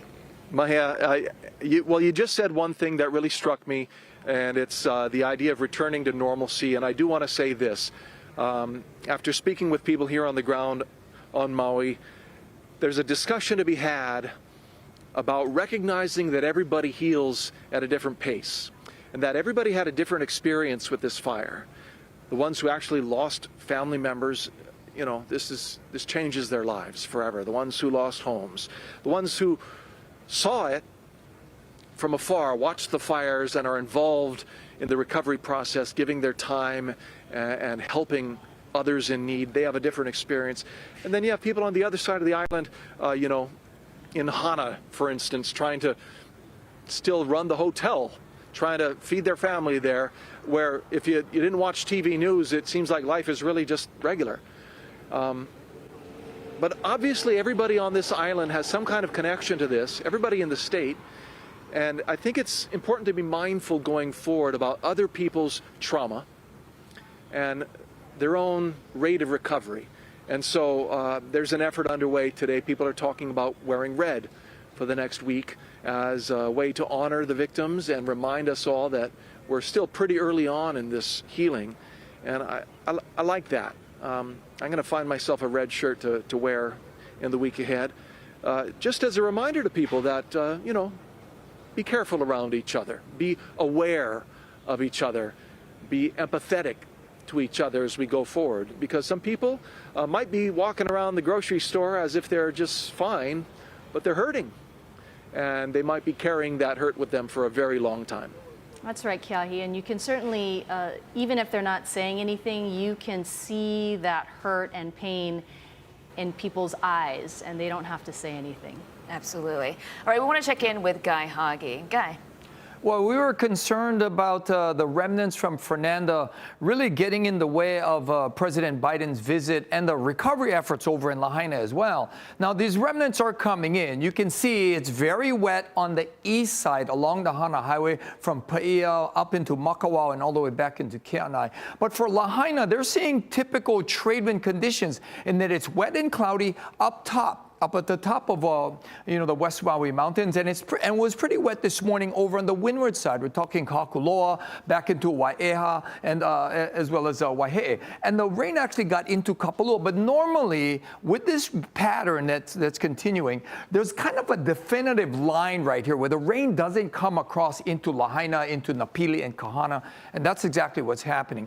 Now, they could use a little bit of rain maybe to tamp down the dust, but really they don't want any significant rainfall to disrupt that recovery effort over there. So that's why it's kind of turned out for the best at this point, even though it's very, very wet. In fact, we're highlighting in red Maui County and Hawaii Island because of the increasing rainfall for those Windward and Mauka areas because of the remnants from Hurricane Fernanda. Now, just a massive moisture with some, with some trade winds. So those leeward areas like Lahaina should remain relatively dry, maybe a few minor splashes, probably not measurable rainfall, and pretty much the same for the Kona side. So at this point, it looks good for the recovery, for the visit for President Biden as well. Now let's go over to Howard. Howard, what do you got? As I get closer to actually touring Lahaina, it occurs to me that this is by far the most utilitarian and important part of this trip from the standpoint of officials who will be deciding how much aid to give us, getting hard information that they see with their own eyes. I worked for 3 decades in the Washington, D.C. area covering the federal government, and I can tell you that the best briefing in the world is nothing compared to seeing personally what is going on. And too often, federal officials get all their information from memos and secondhand accounts. There's no substitute for personally seeing what a situation is. It was very useful that the head of FEMA was here, and more useful still that the President of the United States will get to see what that situation is and what used to be Lahaina. Howard, do you think also that because Hawaii is known for its beauty and for its lushness, that it'll be even that much more striking for the president to see what has become of Lahaina and what has been left behind? I think that's certainly part of it. I mean, we can see that even looking just at the video of Lahaina. But to be there where you can smell it, where you can see your feet stirring up dust, where you can see the infrastructure that has melted away, there are countless details that are best seen in person. And that's going to come up. They're going to remember those busted pipes when somebody says we need something, point something in order to fund replacement of the sewers. Whatever information comes up later, whatever decisions are made about federal aid, they were definitely in favor of providing that aid to begin with, but they're going to feel that at a whole nother level after seeing it for themselves. Howard, we're talking about the physical damage to Lahaina, but there's also the economic damage for all of Maui, for all of the state, because it is such an economic driver, being tourism. Talk about the careful dance for tourism officials, because clearly West Maui is closed, but other areas, Ka'anapali, Hana, as we've been talking about, are open. What is that careful dance that officials now need to go through? Yeah, I think politically, there's no way they would have spoken so quickly that Hawaii is open for business and Maui is open for business if there were not an economic necessity. They weren't thinking in terms of tourism as some kind of concept. They were thinking in terms of people working who could be not working if not enough people come. In the past few days, Maui has been getting arrivals by air of about 2,000 a day. For purposes of comparison, Japanese tourism, which we've been widely reporting is slumping, is 3,000 a day right now. So Maui is hurting, not just the area where there has been so much tragedy, but the other areas which superficially did okay. Right now, they're not doing okay because their livelihood is not normal. And the faster they can get that back to normal without harming the efforts to rebuild and put lives back together, the better that will be for the people who depend on tourism on the island of Maui for their livelihoods. I think that's a good point, Howard, because, you know, we are in the news, and so we cover this so closely, and we know exactly what tourism officials are saying.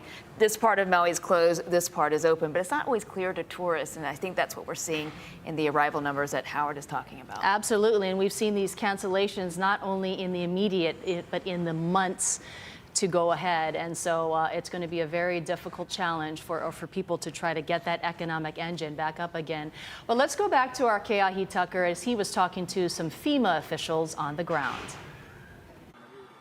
Aloha, we're here with John Mills from FEMA and hoping to get some real information for people affected by this disaster, something they can use in the days ahead. Mr. Mills, first of all, tell me where you are in this process in disaster recovery. Our number one priority is helping people who are directly affected by the fires on Maui. We're working with every household on a case-by-case basis. We've been able to have direct contact with many people so far, either by phone, online, web, mobile devices, and also in person at our Disaster Recovery Center at the University of Hawaii Maui College. And that's open 7 days a week from 8 a.m. to 7 p.m. So far, FEMA has already approved more than 2,700 households for assistance. And we're going to continue to work with those families one-on-one. So far, we've provided about $8.2 million in FEMA individual assistance money to those households, and that money does not have to be repaid.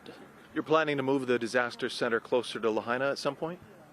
We're going to keep that one open as long as there's a community need. What I can tell you is we are working closely with Maui County and the state to identify other potential locations closer to the Lahaina area to try to meet survivors where they are. In the meantime, we do have FEMA teams known as Disaster Survivor Assistance Teams. They're working at the direction of Maui County, going into neighborhoods to try to meet with people where they are.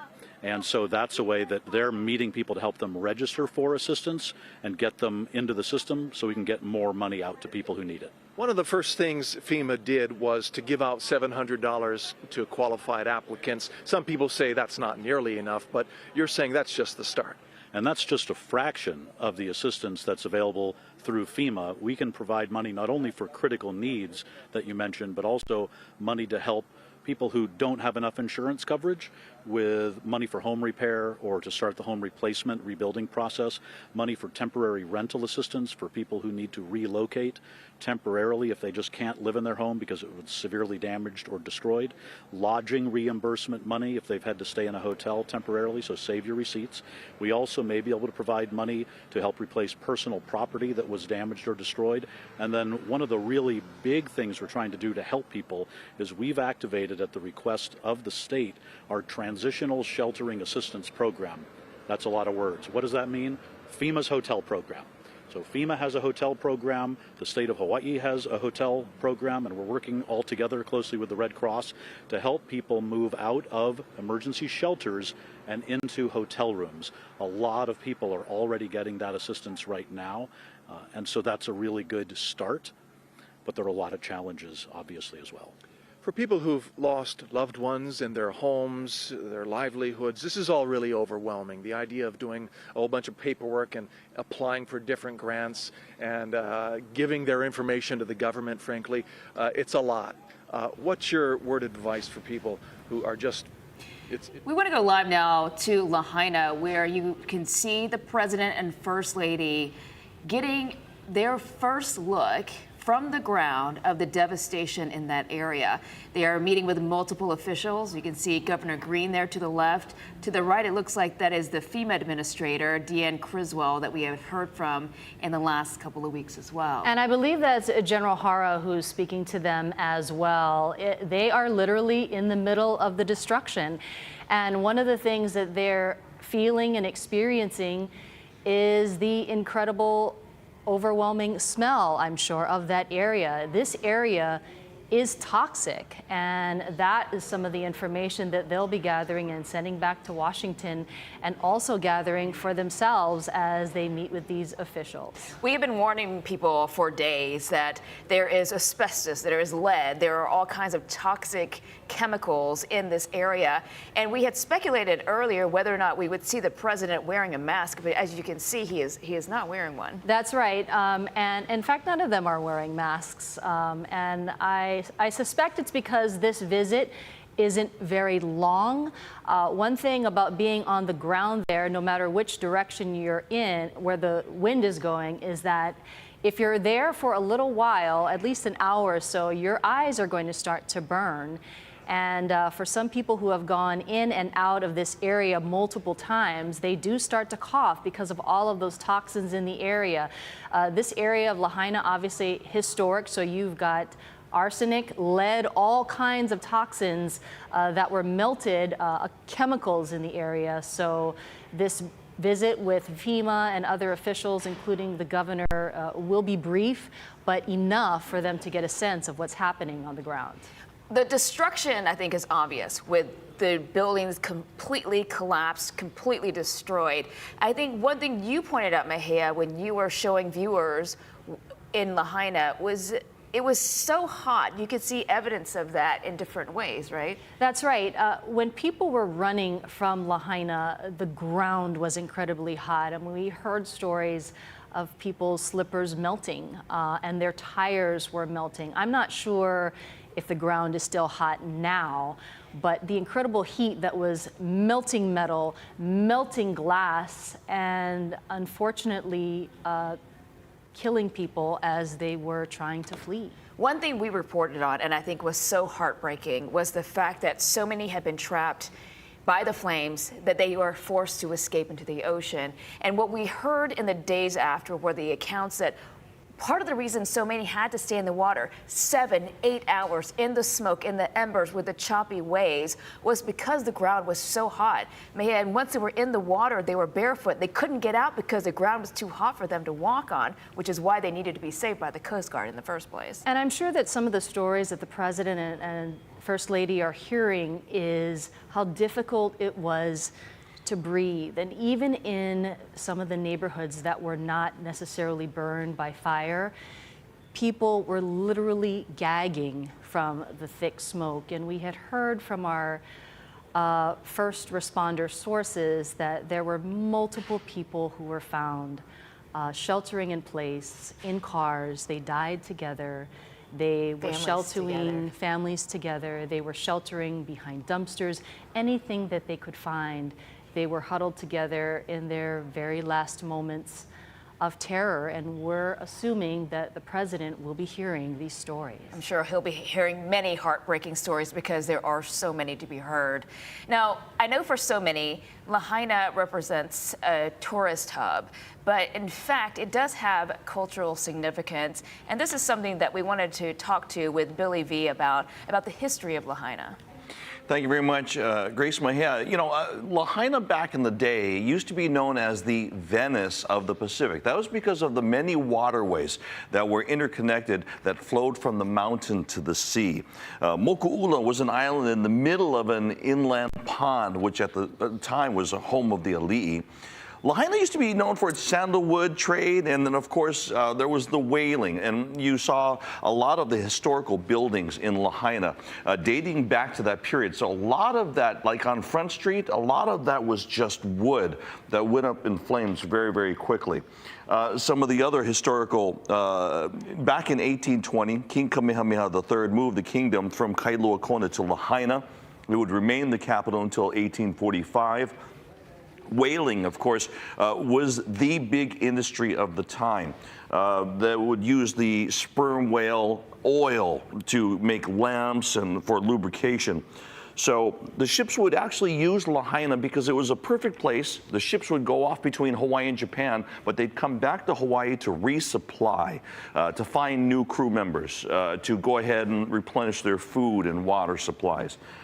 So that's a lot of the historical aspects. If we go back to King Kamehameha III, of course, Moku'ula would be, well, it's now underneath a baseball park and a parking lot, but it is there underneath the ground. And one day they will go ahead and study that extensively. They are already doing that. But these are just some of the ways in Lahaina, you know, when you went through there was just a lot more aspects that we'll talk as we go throughout That's right, this time. Billy, and we've seen President Biden now speaking with Governor Green and the Maui Police Chief John Pelletier. That is the union firefighter president, and speaking to those first responders. We've been hearing stories about their heroism in trying to escape and trying to fight that fire that devastating day. Yeah, it would be interesting if we could actually hear the conversations going on, because we do know that in the days, not just hours, the days after the fire sparked in Lahaina and in upcountry Maui and Kihei as well, that they were in the fight. I believe the fire chief, when he spoke with Chelsea Davis, called it a ferocious fight. And many of the first responders who were fighting to save lives and to save homes were at the very same time losing their own homes. So it was an emotional toll, it was a physical toll, and it's good to see the president acknowledging their work over the past couple of weeks. And we know that 2 of those fire engines burned. There's the president now meeting members of the military. During that day, it was the middle of the afternoon, but it looked like darkness because of that thick smoke.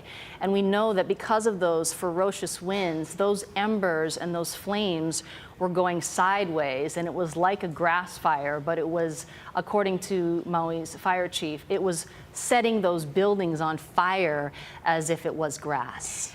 Guy, you know, we talked about how quickly that wind was ripping through the area back on August 8th because they were whipped up by the hurricane that was passing to the south of us. Describe some of the conditions that some of these first responders were experiencing then. Well, it was unprecedented. We use that word. We've been using that word nonstop with regard to the thing, right? But the winds were like stronger than people had felt in like more than 30, 40 years. Gusts upwards of 60 miles an hour.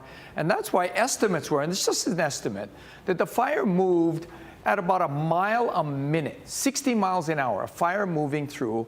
And Lahaina itself, for lack of a better term, was like a tinderbox, right? Old buildings, wooden buildings, all clustered close together. So it didn't take long for a fire to burn. And the upcountry areas like you see now, still very dry with all the fuel. And that's because we had, you know, the wet conditions that grew all those things earlier in the wet season. So now the dry season comes along without rain, and those grasses dry up. They're basically tinder, and then all that happens is whatever sparked it, which is still up for debate, whatever sparked it, just fanned it by those flames and really created that firestorm that just swept through so quickly. I'm not sure if that's one of the cadaver dogs. I think there are dozens of teams that are still looking for the remains, and they have been working tirelessly in the heat. Guy, one thing I did want to ask you is, you know, when we went to Maui last September, right. I believe you and I were talking about just how brown, how dry it was, how concerned we were about fires back in that time, because they had been experiencing drought for quite some time. Quite some time, and it's normally dry, and you can see it. There's a visible line, right about Kaanapali, and it stretches all the way to Kihei. Right? When you fly in, you see the West Maui Mountains on your left, you see Haleakala on your right, and they're brown right in that saddle. And that's where they're suffering from severe drought right now. And like you said, Grace, it is very concerning when you see it. And we came back off that camera. It looks like the cameras are getting repositioned. But if you're just joining us, these are live pictures of President Biden's visit with First Lady Dr. Jill Biden. This is on Front Street in Lahaina, where they just met with first responders. You could see that the President and First Lady were really taking their time with each person. They also met with one person who was with one of the canine units. He stopped to pet the dog. You know that those animals are working very hard to try to find people who may have been lost. And earlier, before that, the president was meeting with multiple military members as well as getting briefed from people on the ground. Basically, I would imagine to tell him what he may be experiencing and seeing in the next few hours as he spends time on the ground in Lahaina to see how much damage it has sustained in the last less than 2 weeks now. And Grace, we've been talking about those first responders. We've heard stories that when those first responders were trying to fight the fire, sometimes those hydrants were dry. And we still don't know exactly why, but those details will be coming forth in the coming days. But we do know that those firefighters were in the fight for their lives, to save themselves and to save people. You're right. It's going to be part of a bigger investigation as to why. Because in the beginning, we heard from the Hawaiian Electric executive who said that they needed power to operate the pumps. And then we heard from Board of Water Supply in Maui that said they did not. They were operated by diesel. So we still don't have the answers as to why those hydrants ran dry. And we want to bring Chelsea Davis in. Chelsea, we know you spoke with Maui's fire chief, and we talked about them not having the water resources. Can you expand on that in your interview with the chief?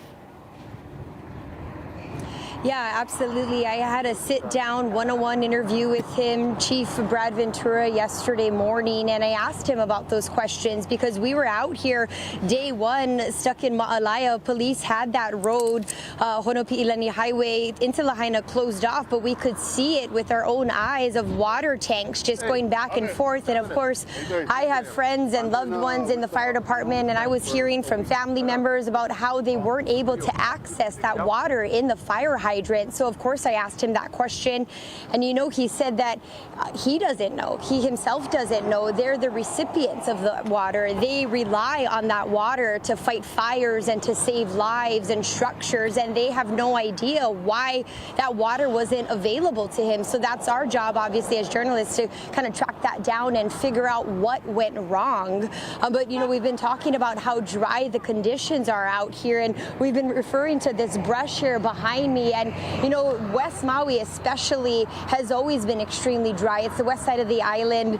There's not a lot of rain here, but I will say we have been feeling some raindrops, some light rain. So that is great news in terms of the fire itself. But yes, it's been dry for many, many years. Extreme drought conditions here, but not only in West Maui, but many places around the island too, and places where historically it's green. Upcountry Maui, where I'm from, growing up, it was always green up there, and now over the years we're seeing it dry conditions up there as well. And we know that there was fires up country and Kula as well, where normally it's really wet and really the grass is usually really green up there. So dry conditions all over Maui County.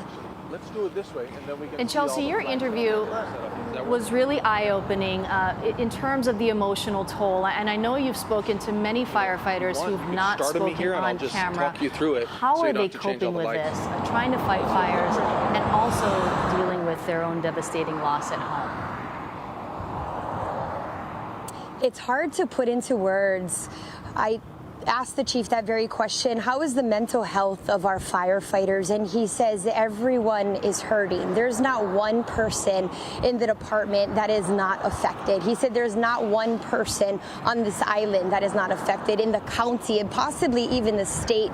We know our message and our story is being shared worldwide, and so many people are feeling this, but especially the first responders, those firefighters who were here. They're battling a fight of their lives, a fight for their lives. As they were trying to save people, they knew that their homes were burning as well, and they knew that their loved ones were trapped as well, and a lot of the firefighters were trapped themselves. And the chief said that it was that no one gets left behind, that mentality. No one gets left behind training, and that is the only reason why the firefighters, every single firefighter, made it out of there. But of course, they are extremely heartbroken and devastated with the loss here, and it's going to take years, and of course everyone just kind of heals at their own pace as well. Yeah, Chelsea, being from there and seeing how heartbroken and how people need to heal at this time, have you also felt some sort of hope in seeing how the community has come together, not only on Maui, but across the state, across the country, and really around the world, to send their love and really their money and whatever they can to help the people? Yeah, absolutely. Before FEMA even got here, there were donation centers, just pop-up donation centers of community members, just knowing that there needed to be something. When this whole west side was shut down, for obvious reasons, for the safety of the community, it was still an active investigation, but people were coming by boat. People were flying in to here to the Kapalua airport to bring the supplies. I was part of a convoy on day 2, I believe it was on Thursday, and we brought ice and gas and food and water, medical supplies, anything that we thought was necessary. And people were literally running up to our cars for ice, bags of ice, people climbing on top of the trucks even for gas. And so the necessities just to get by, they were in dire need early on. And as those donation tents started popping up all over the island, we really saw the love of the community. People I know from all over the state, even in other states as well, all over the country, sending supplies in. And it's still very much, even though we do have government officials help, it's still very much a grassroots effort here with community just coming together to help everyone out. And still so many ways to help, and if you can help, we encourage you to do so. Thanks, Chelsea. Thank you, Chelsea. And you were looking at some video that was shot just moments ago of the President and First Lady touring the damage in Lahaina. We want to go live now to Keahi, who is live in Lahaina near the Civic Center. And what are you seeing, Keahi? Well, earlier I said it was quiet here. The cars had stopped coming. I wonder if that was because the motorcade was passing by and they had stopped traffic. It's since picked up. You can see the cars behind me, and I'll have the camera swing around. Actually, there's a little bit of a line, more people coming in now. And then if we can take it all the way into the distance, you can see Hawaiian flags there, and that's the start of the pull-up road here into the Lahaina Civic Center. It's one of 2 entrances. I'm not sure if the people who set up those flags will get the payoff of being seen by the president, having their signs seen by the motorcade, because he may be coming in the other entrance. But certainly everybody, all the public and the invited guests are coming up through this entrance here. Sorry to interrupt you. Yeah, go ahead. Keahi, sorry to interrupt you. We want to go live to the president right now. Brian Chance, our Senator Maisie. By the way, Maisie, I told my granddaughter, whose name is Maisie as well. She said, that's why I like her. Anyway, but her name is Maisie as well. And Jill Takuda, Representative Ed Chase, and Mayor Rick Bassin. Rick, when we talked on the phone, you look like you played in defensive tackle for I don't know who, but somebody good. But at any rate, I want to thank you for your leadership and during this unimaginable tragedy. To my left is the banyan tree, beloved by this community for over 150 years. Here in the former capital of the kingdom, Hawaii, that has stood for generations as a sacred spot of exceptional significance. One of the people who took me under his wing when I first got to the Senate was Danny Inouye. He used to talk about the kingdom of Hawaii. He came from Japan, but it was amazing to listen to him. Today is burned, but it's still standing. The trees survive for a reason. I believe it's a very powerful symbol of what we can and will do to get through this crisis. And for as long as it takes, we're going to be with you. The whole country will be with you. We will be respectful of the sacred grounds and the traditions that rebuild the way the people of Maui want to build, not the way others want to build. We're going to rebuild the way the people of Maui want to build. But it's going to be hard. America's deadliest wildfire in over a century. And Jill and I have what's left, walk Front Street, what's left of it. We've surveyed the damage from the air as well. The devastation is overwhelming. To date, 114 dead, hundreds of people unaccounted for. I remember when I got the call, my first wife and daughter, I was a young senator, and I got a call in Washington. I hadn't been sworn in yet. I wasn't old enough. And I was hiring staff in the Capitol at Teddy Kennedy's office. And I got a phone call saying from my fire department, a young first responder kind of panicked, you got to come home. there's been an accident. I said, what happened? He said, your wife, she's dead. Come home, come home. The tractor trailer had broadsided her and killed her in a car accident along with my little daughter. And I remember all the way down from Washington home, wondering what a lot of people here are wondering. What about my two boys? How are they? They were in the car. I never got a read on that. Were they going to be all right? They were badly injured. Were they going to make it? Had they made it? Wasn't until I walked into the emergency room that I saw that they were there. The difference between knowing somebody's gone and worrying whether they're available to come back, two different things. You know, and I remember one of the people who helped me the most was Danny Inouye. He helped bring me back, so I know the feeling that many of the people in this town, this community, that hollow feeling you have in your chest like you're being sucked into a black hole, wondering, will I ever get by this?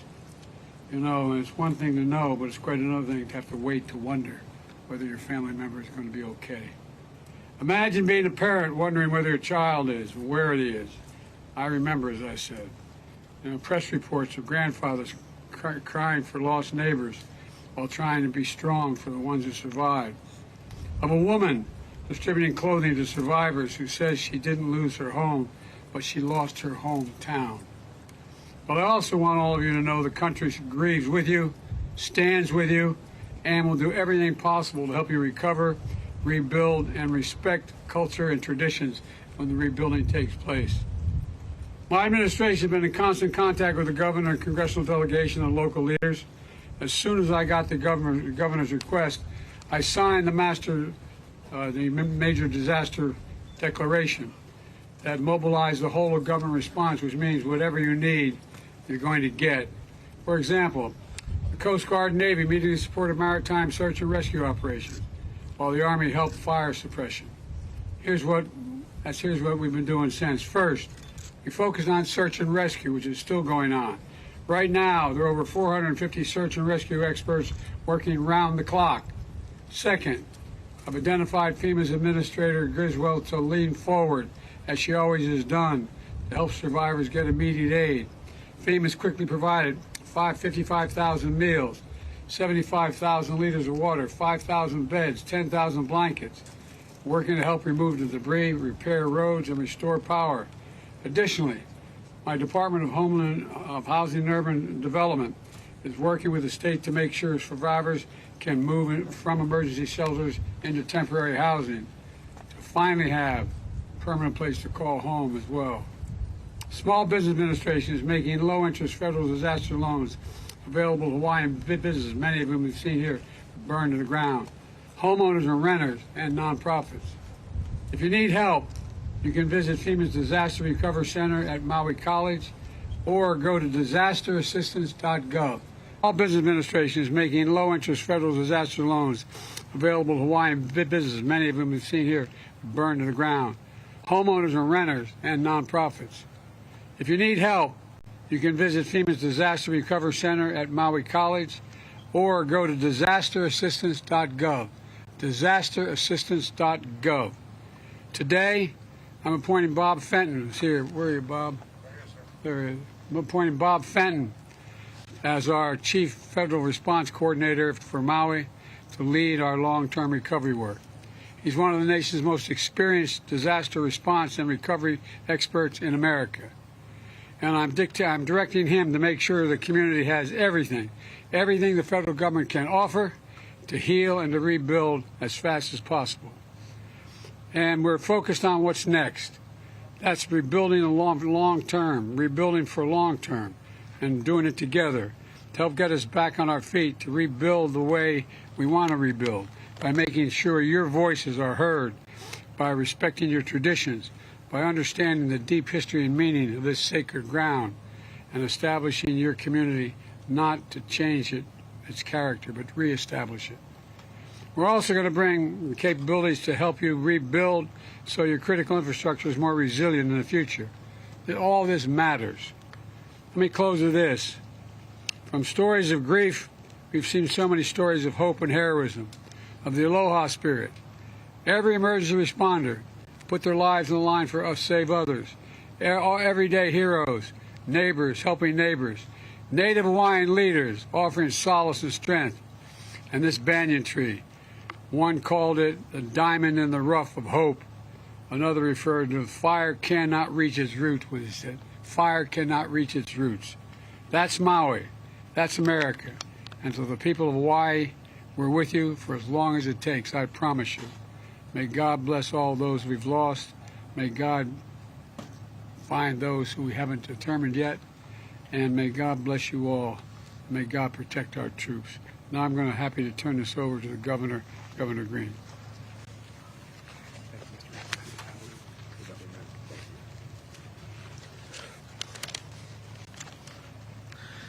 Thank you, Mr. President. Before my formal remarks, which are brief, I wanted to say that I was deeply moved by the President as he shared with us by phone about his experiences of loss and how Senator Inouye helped bring him back, and how as time has passed, he's back here with us in Hawaii. You could feel a deep, deep commitment to playing that forward and caring for our people. So, thank you, Mr. President. We've been through so much together in recent years. We had 3 years of the COVID pandemic, which left us isolated. We've had volcanic eruptions in 2018 and 22, which ravaged Big Island, and there are scars here in our people's lives from opioids and homelessness. But none of this has been as tragic as the fire in Lahaina, which over these past 13 days has come down on us like a mountain. The amount of loss we've experienced in such a short time will be difficult for us to even fathom, but we'll hold each other up. Our hearts are broken and we'll heal. But with the assistance of President Biden, the federal government, and the love and compassion and resources throughout our state, we know we have the support to lift us up as we find those who are lost. We'll deal with the tragedy. The President, within 6 hours, met our needs with the federal movement. 6 hours. I don't think that's ever happened before. So it's our deepest appreciation to you and Dr. Biden. Thank you. The people of Lahaina will need time, we know, to heal, to recover, to grieve. And thank you, Mr. President, for understanding that and for sharing, as we've shared, that Lahaina belongs to its people, and we're committed to rebuilding the way the people of Lahaina want. We want to emphasize that again. This land is for the people of Maui, and it's reserved as they return and rebuild. So we've instructed, with the wisdom of the President and the wisdom of other first responders and FEMA, to reach out to our Attorney General and enhance criminal penalties for those who would take advantage of our victims. She will share more about that in coming days. Right now, I want to speak to the world. When I say this, of course no one can travel to West Maui right now. We will share when that is possible again. Only returning residents and authorized emergency relief workers should come here now. But all of the other areas of Maui, friends, and the rest of Hawaii are safe. They're open, they're available. The mystique and love here, the aloha, is here for you. And the reason I say that is because when you come, you will support our local economy and help speed the recovery of the people that are suffering right now. The thousands and thousands of family members that may have had loss who will still have to care for the others that remain. Briefly, to support those who have been affected by the fire, the American Red Cross has stepped up. Please support them. They're supporting our people. The Hawaii Community Foundation, again, another place you can lean in. We will assure that those resources go to the people that are suffering. Finally, there may never be another time in our state's history, ever, when we need to summon the spirit of aloha as deeply as we summon it today. So for the good of everyone who has been impacted, share aloha. Thank you for making that a part of what we are. The world is watching, and we will show them the true strength of our culture, our people, and all that we believe. And as they watch us heal, protect and nurture one another, the world will be reminded why it loves and embraces Hawaii, and we embrace it. Aloha.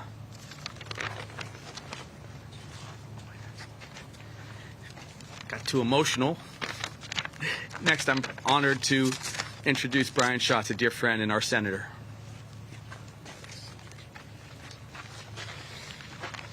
Aloha.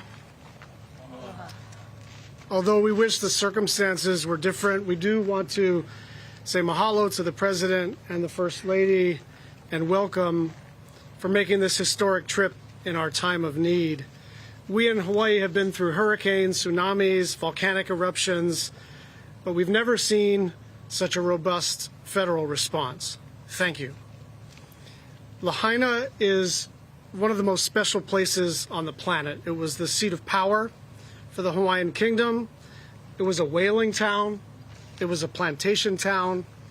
And most recently, a vibrant, multicultural coastal community. And it was gone in an instant. These fires have completely devastated families and communities, and the loss is unimaginable. We mourn parents, grandparents, and kids, aunties and uncles, friends and neighbors. To the first responders who put their own lives at risk to save others, and to everyone on Maui who has been working around the clock to help this community while your own lives have been turned upside down, mahalo. Please know that we are going to do everything we can to get you the help that you need. This is the deadliest natural disaster that Hawaii has ever seen, and as a result, this is the biggest federal response that Hawaii has ever seen. But we will need more support from everyone. The Maui community will pull together and chart its own future, but the scope of this tragedy means that we will need everyone in Hawaii and across the country. The work will continue, and we will be there every step of the way. I'd now like to introduce my partner in the United States Senate, Mazie Hirono. Mr. President, First Lady, thank you so much for being here to listen to the local people and to see for yourself the devastation that will require a lot of federal resources. Mr. President, you and Vice President Kamala Harris were among the first people to call me in the early days of this growing disaster. And the fires that raced through this town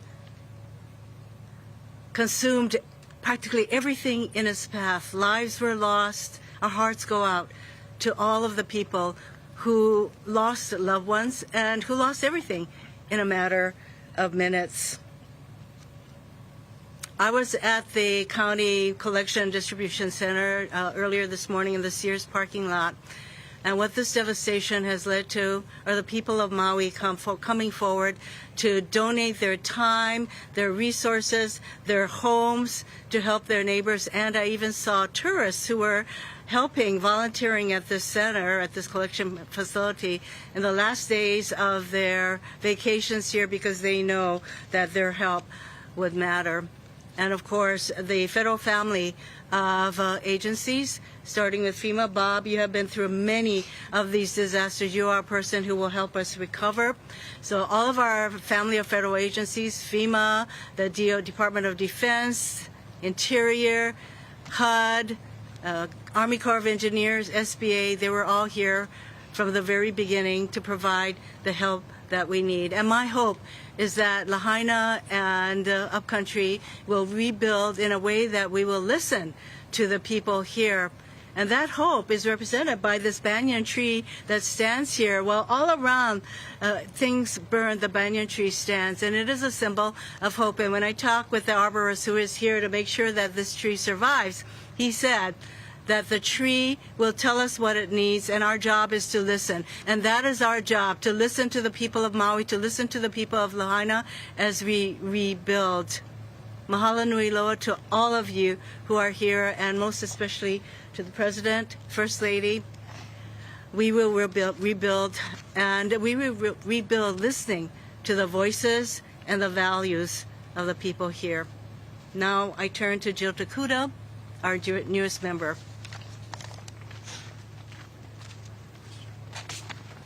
Thank you, Senator Hirono. You know, we all stand here and we can feel the intense heat coming down on us. And I can tell you, it breaks my heart to think about just how hot it was here to do the damage that we see less than 2 weeks ago. All of our hearts breaking for what has happened here and the loss that we've experienced. Mr. President, First Lady Biden, mahalo, not only for your presence here today, but for the love and aloha you have shown our Maui ohana from the very, very beginning. Your actions from the earliest days of this tragedy, your visit here today demonstrates your commitment and connection with our local community. This is a national disaster. It will demand a national response. You being here with us, connecting with our community, makes that absolutely clear. The banyan tree that we stand in front of has become an iconic symbol of our heartbreak and our hope.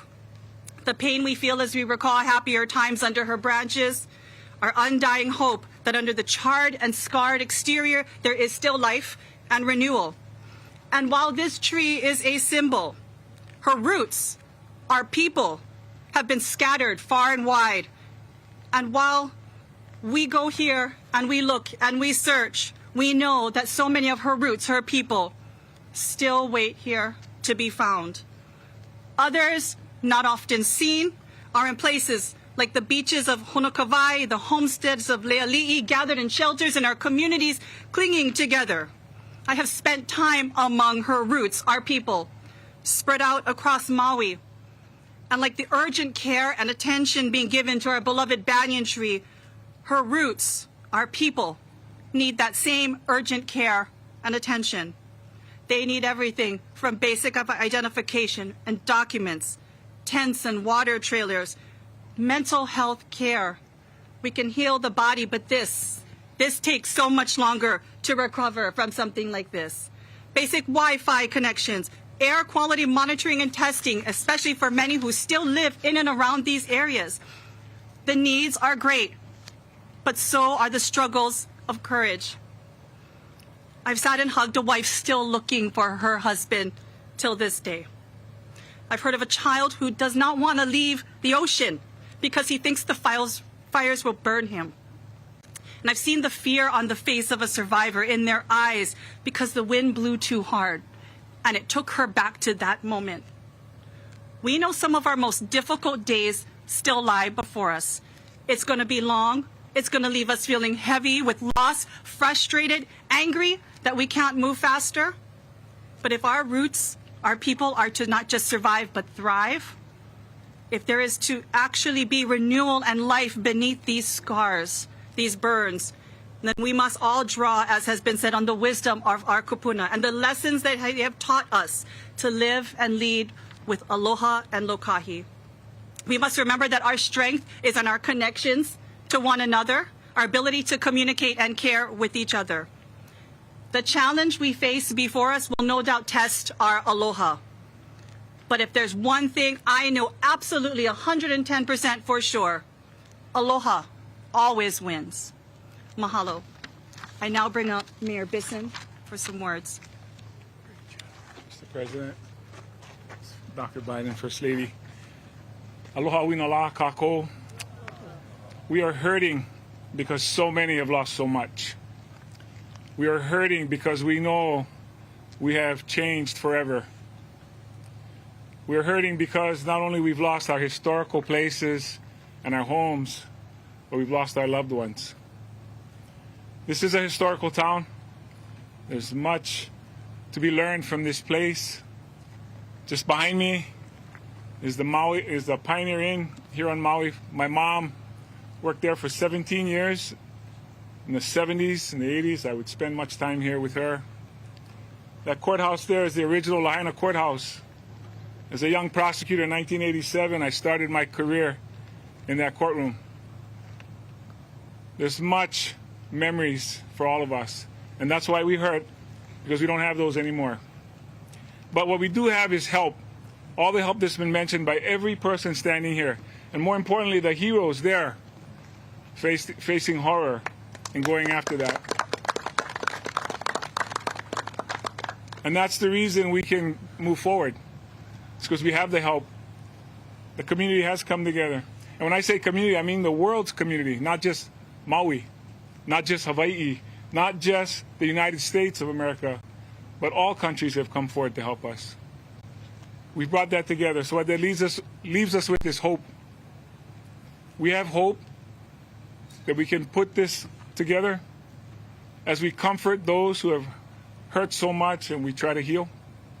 And so again, I'm here on behalf of the people of the county of Maui, Molokai, Lanai, to thank every one of you who have given to us, who have donated, who have offered their services, and especially the leaders behind me, who in each of their own ways have also helped us. And I want to just say how responsive the president has been.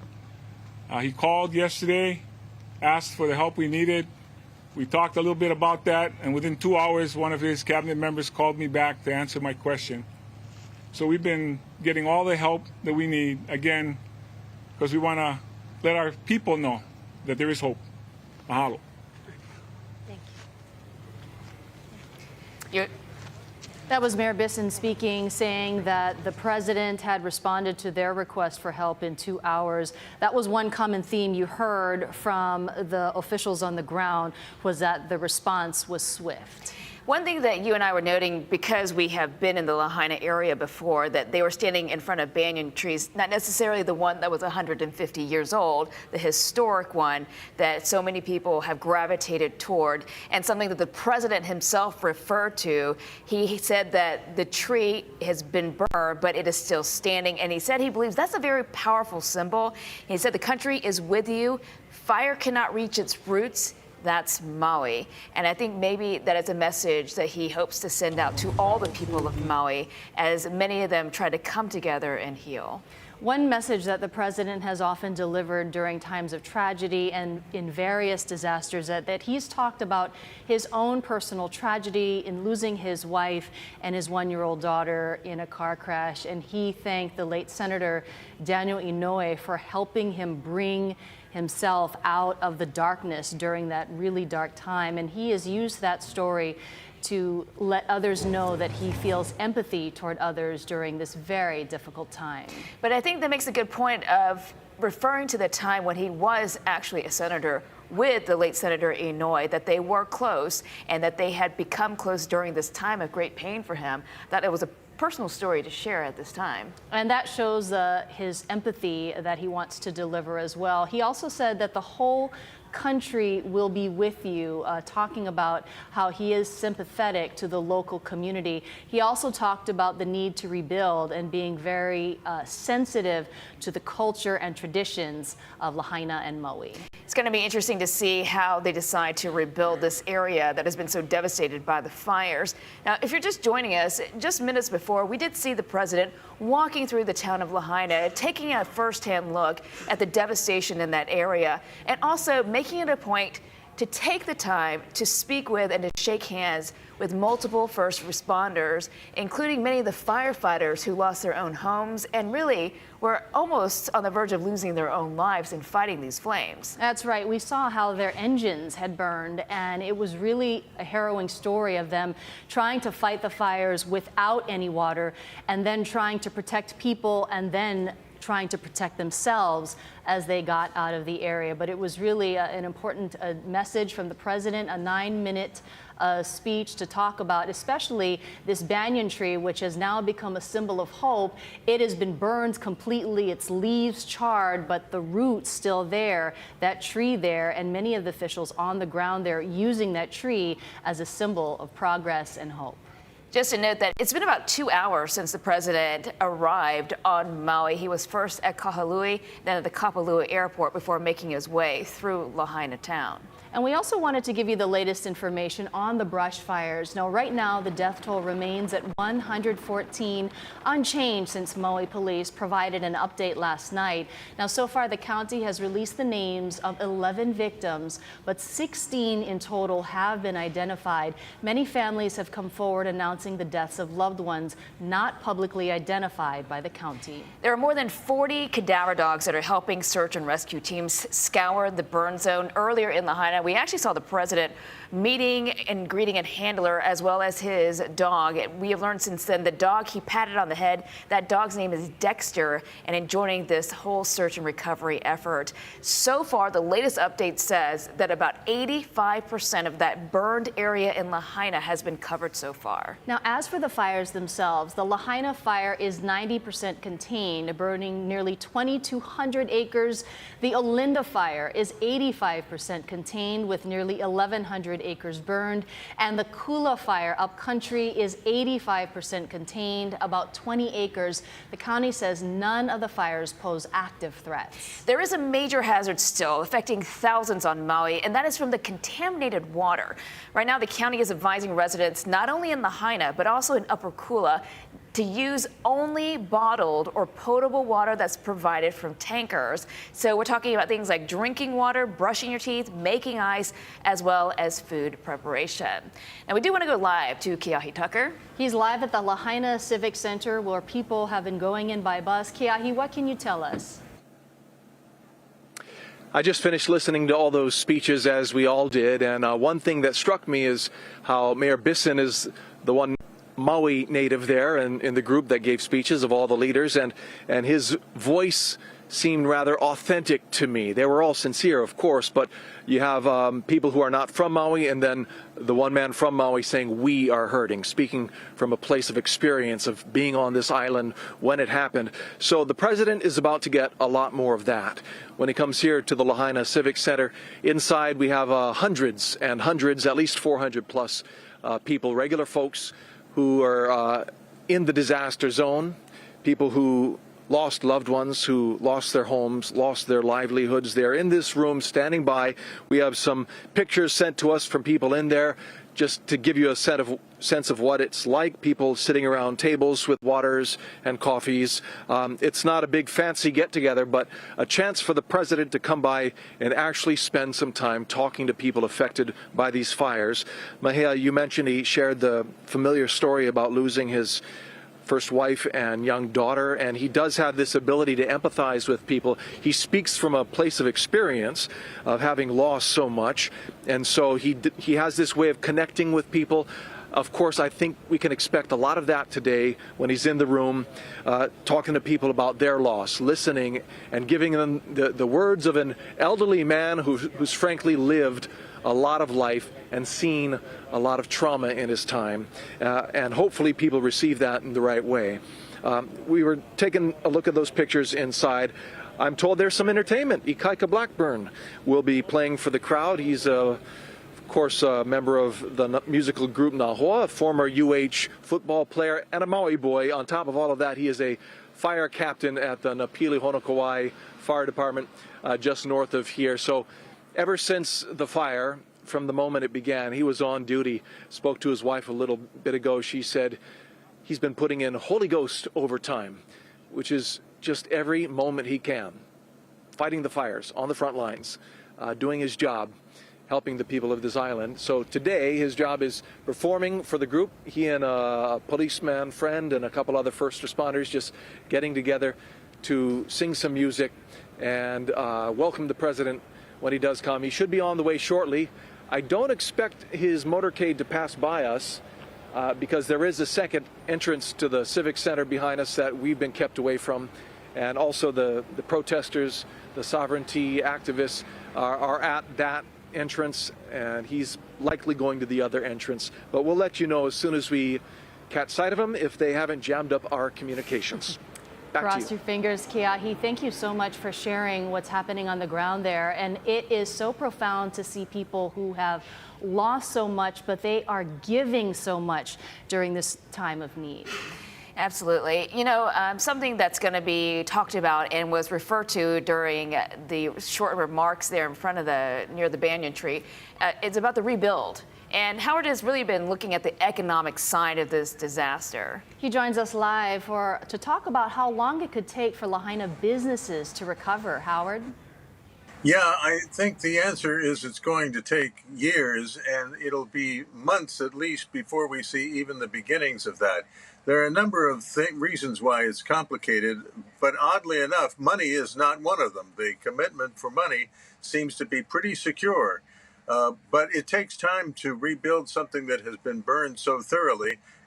When you have not only destroyed buildings, the most visible evidence of damage, but also destroyed power lines, fiber optic cables, water and sewer lines, the pavement of roads that has partially melted in places.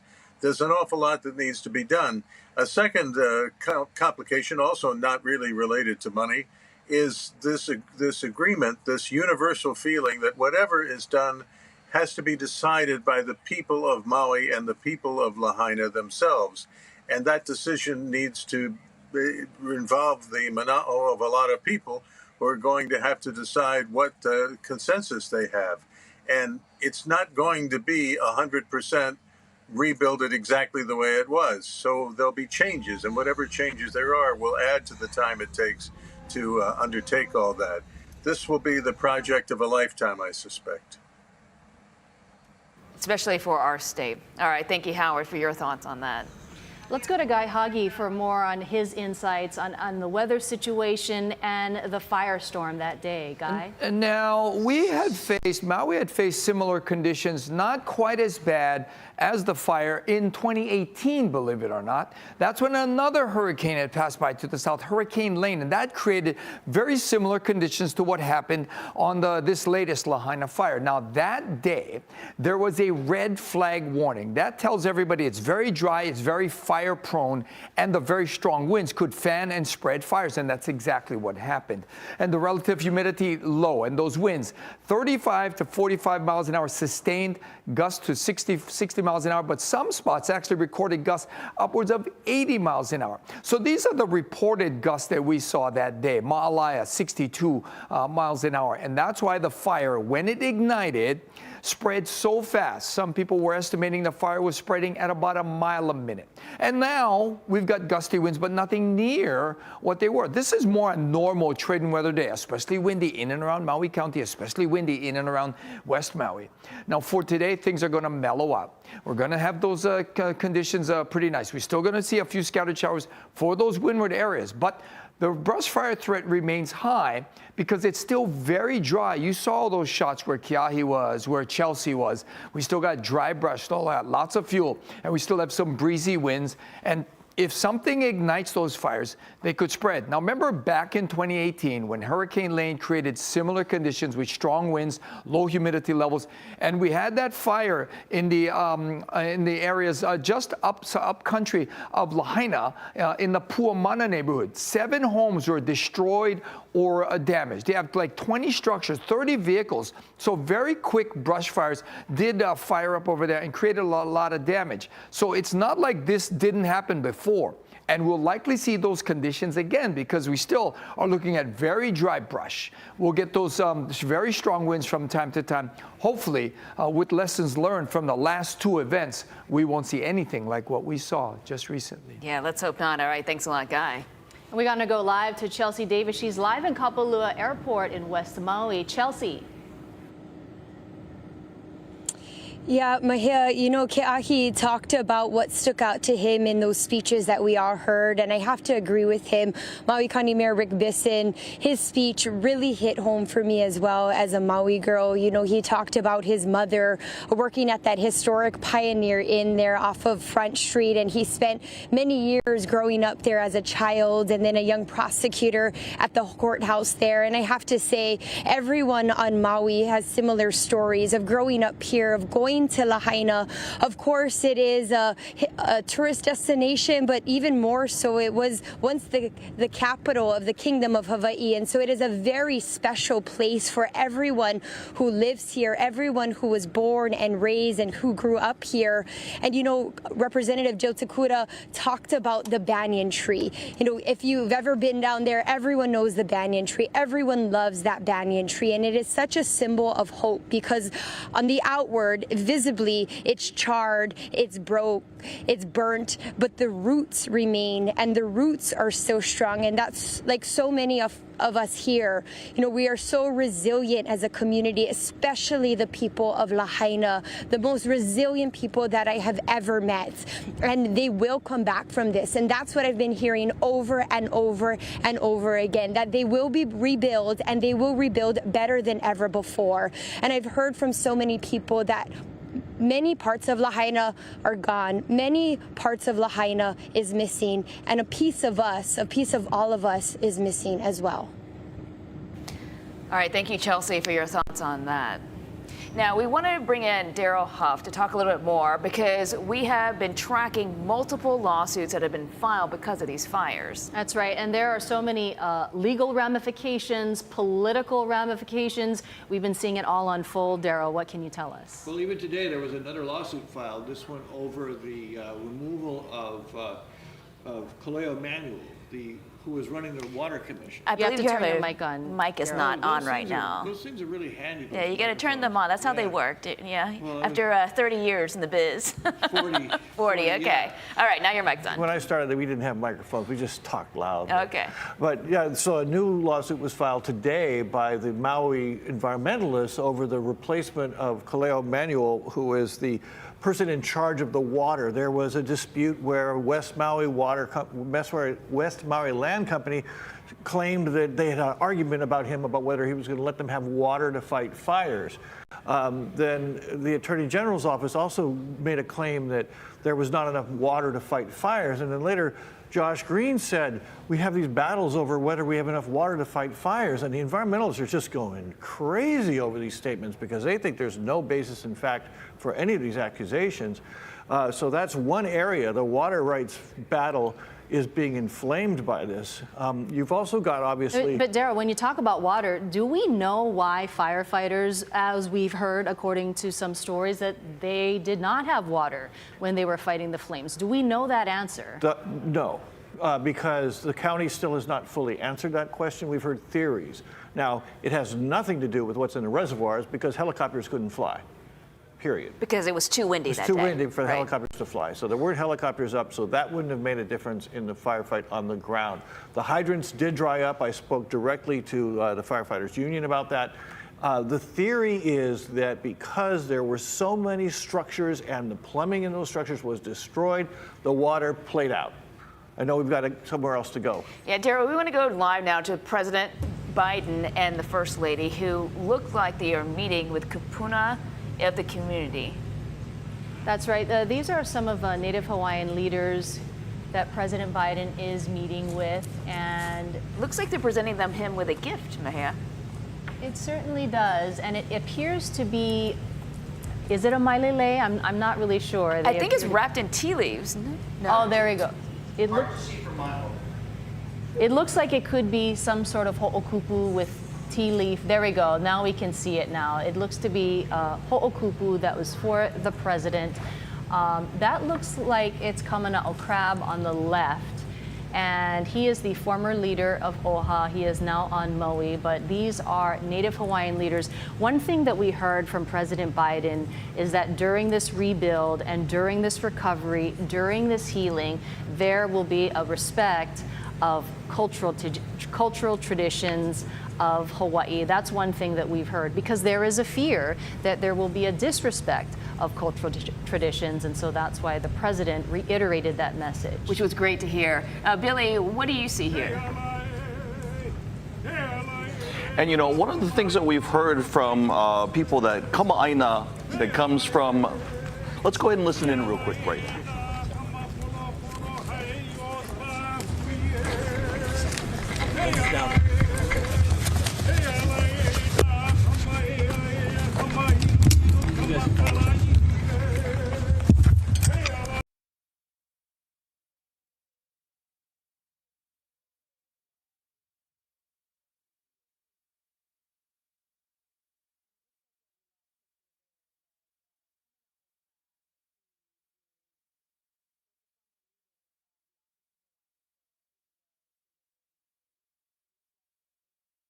him, the president, ho'okupu with tea leaves. We're not sure what's inside.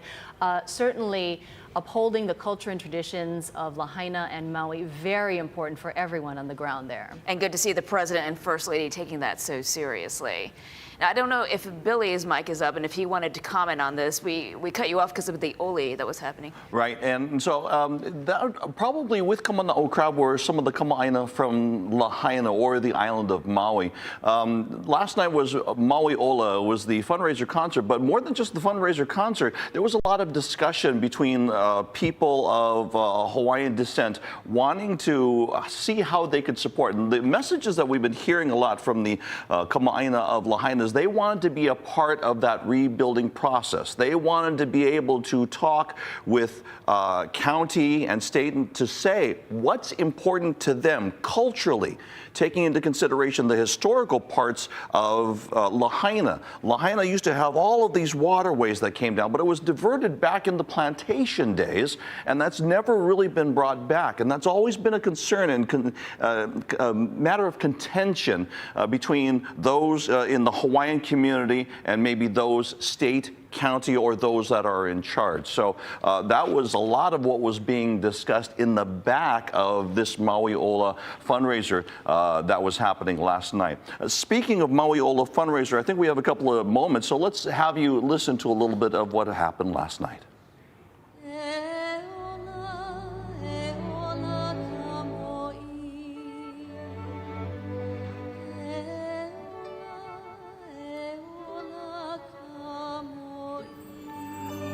Raiatea Helm last night with the Hawaii Symphony Orchestra. There were other performances. Paula Funga also sang with the orchestra. Kimie and Anu Hea sang together. And there were many more that ranged from traditional Hawaiian to kolohe kai, a little bit more contemporary.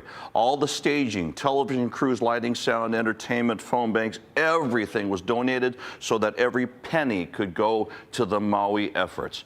We're still waiting on final numbers, but the last numbers that we had from last night at the end of the broadcast at 9 p.m., over $750,000 were donated last night. Watching the stream, this went to an international audience. This is, of course, Hawaii's way of reaching out and telling the world that we need help, that if you've ever come to the island of Maui, if you've ever enjoyed Lahaina, and if you ever want to help, now is the time to begin to stand up. And once again, Maui entertainers hula halau all there last night. This was Viva Ole Maui. This was the fundraiser that was held also over the weekend. This is Maui supporting Maui's own. They had artists Amy Hanaiali'i, Ekolu, who you're seeing there, Kalani Pe'a, Kanekoa, Napua, Kamakakukona. They also had a lot of Maui halau in their haumana, halau kahanulehua, halau kekuo kala'au ala iliahi, and halau nale kaumakauka. Just some of those who are coming out to perform and lending their mana to the cause. Aina Momona was also with us this weekend. Let's go over to Grace.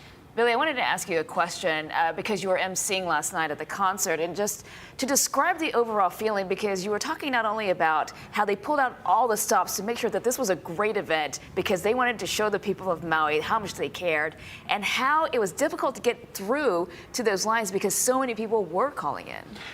We had to have the lines on extra long because of the fact that we were getting reports from people saying, we're calling in, we can't get through. So we were pushing a lot of the people over to the website. You were asking it, what was the mood of last night? Every time that they mentioned a large donation, every time that they mentioned what the total amount was so far, the crowd would erupt. Anytime anybody mentioned Maui, of course, which was all night long, you could feel the crowd. They were wanting to help. They were wanting to do something positive. They were wanting to be part of letting Maui know that we love them, that we're here for them. Definitely feel it in the performances just from watching that clip there. I know you were watching as well. Oh, it was incredible. And Raiatea in pink, everyone wearing pink to show their love of Maui. It really was incredible performances and incredible outpouring from the community. Now, we wanted to go back to Daryl Huff. Daryl, you know, one of the things that we've been hearing from President Biden, and especially those officials on the ground who spoke after him, they kept reiterating how fast the federal response was, even though there's been a lot of criticism that the federal response has not been fast enough. Well, you know, they're going as fast as they can without being defrauded. You know, that's the fact of the matter is. I just actually got off the phone with a couple of economists talking about we're not going to see for this response the kind of money that flowed into the economy from COVID, for example. Because remember, COVID turned out to be the money, there was so much fraud. So each of these cases, as you heard them describe, case by case, family by family, they're going through the need. Yeah, there was a check at first, but then it's face to face, one family at a time, what they need individually. So it's a little more painstaking process. But what I wanted to add to the conversation about the way the communities responded, when I was on Maui, literally hours after people were waking up and realizing the tragedy, at Maui High School, there was like thousands of people in their cars lined up carrying diapers and clothes and water bottles, just boom. You know, they ran to the stores, they bought stuff and they ran there because everybody needed. So that community response is what I believe is going to make up for any shortage in this short term of the federal response. I think that this is what we're seeing. This is very Hawaii. And I think you saw that across the state. I mean, when you go to the store, the shelves would be bare and there are people calling in. How can we help? What do they need? Where can I go? How can I send money? And so the response has been really overwhelming. And it's great to see because they're going to need every penny of it. Yeah, I'd spoken to a man, his name is Kiha Kaina, and he had lost his father. And even before he knew that his father was gone, he still hasn't received the official confirmation yet from the county, from the FBI, from anyone, but he is already buying diapers. He's going to those hubs. He's trying to help as much as he can, and that is their focus right now, despite the immeasurable loss. It really is incredible to see. Daryl, what are some of the other ramifications that you're seeing, whether it be politically, economically? Well, I think that one of the things that we'll just look back to the immediate response. You were asking about that. And the Attorney General has been asked to investigate the immediate decision-making that were by the first agencies that were involved. And what was interesting about this was how quickly the governor announced that this was happening, how quickly the Attorney General announced. It's obviously the governor's doing. But it was within days. It was while the community was asking all these questions of Maui County, like, what did you know? When did you know it? Who did you tell? Clearly, the emergency warning system collapsed. Was that because it had already collapsed because there was power outages and the cell phone towers were down? Was it so crippled that maybe someone should have started physically going out and saying, look, we don't have the ability to warn you anymore, so maybe we should start getting people out? Those are the kind of questions that are going to be asked very intensely over the next little while. Tomorrow there's a county council meeting. I imagine it's going to come up there.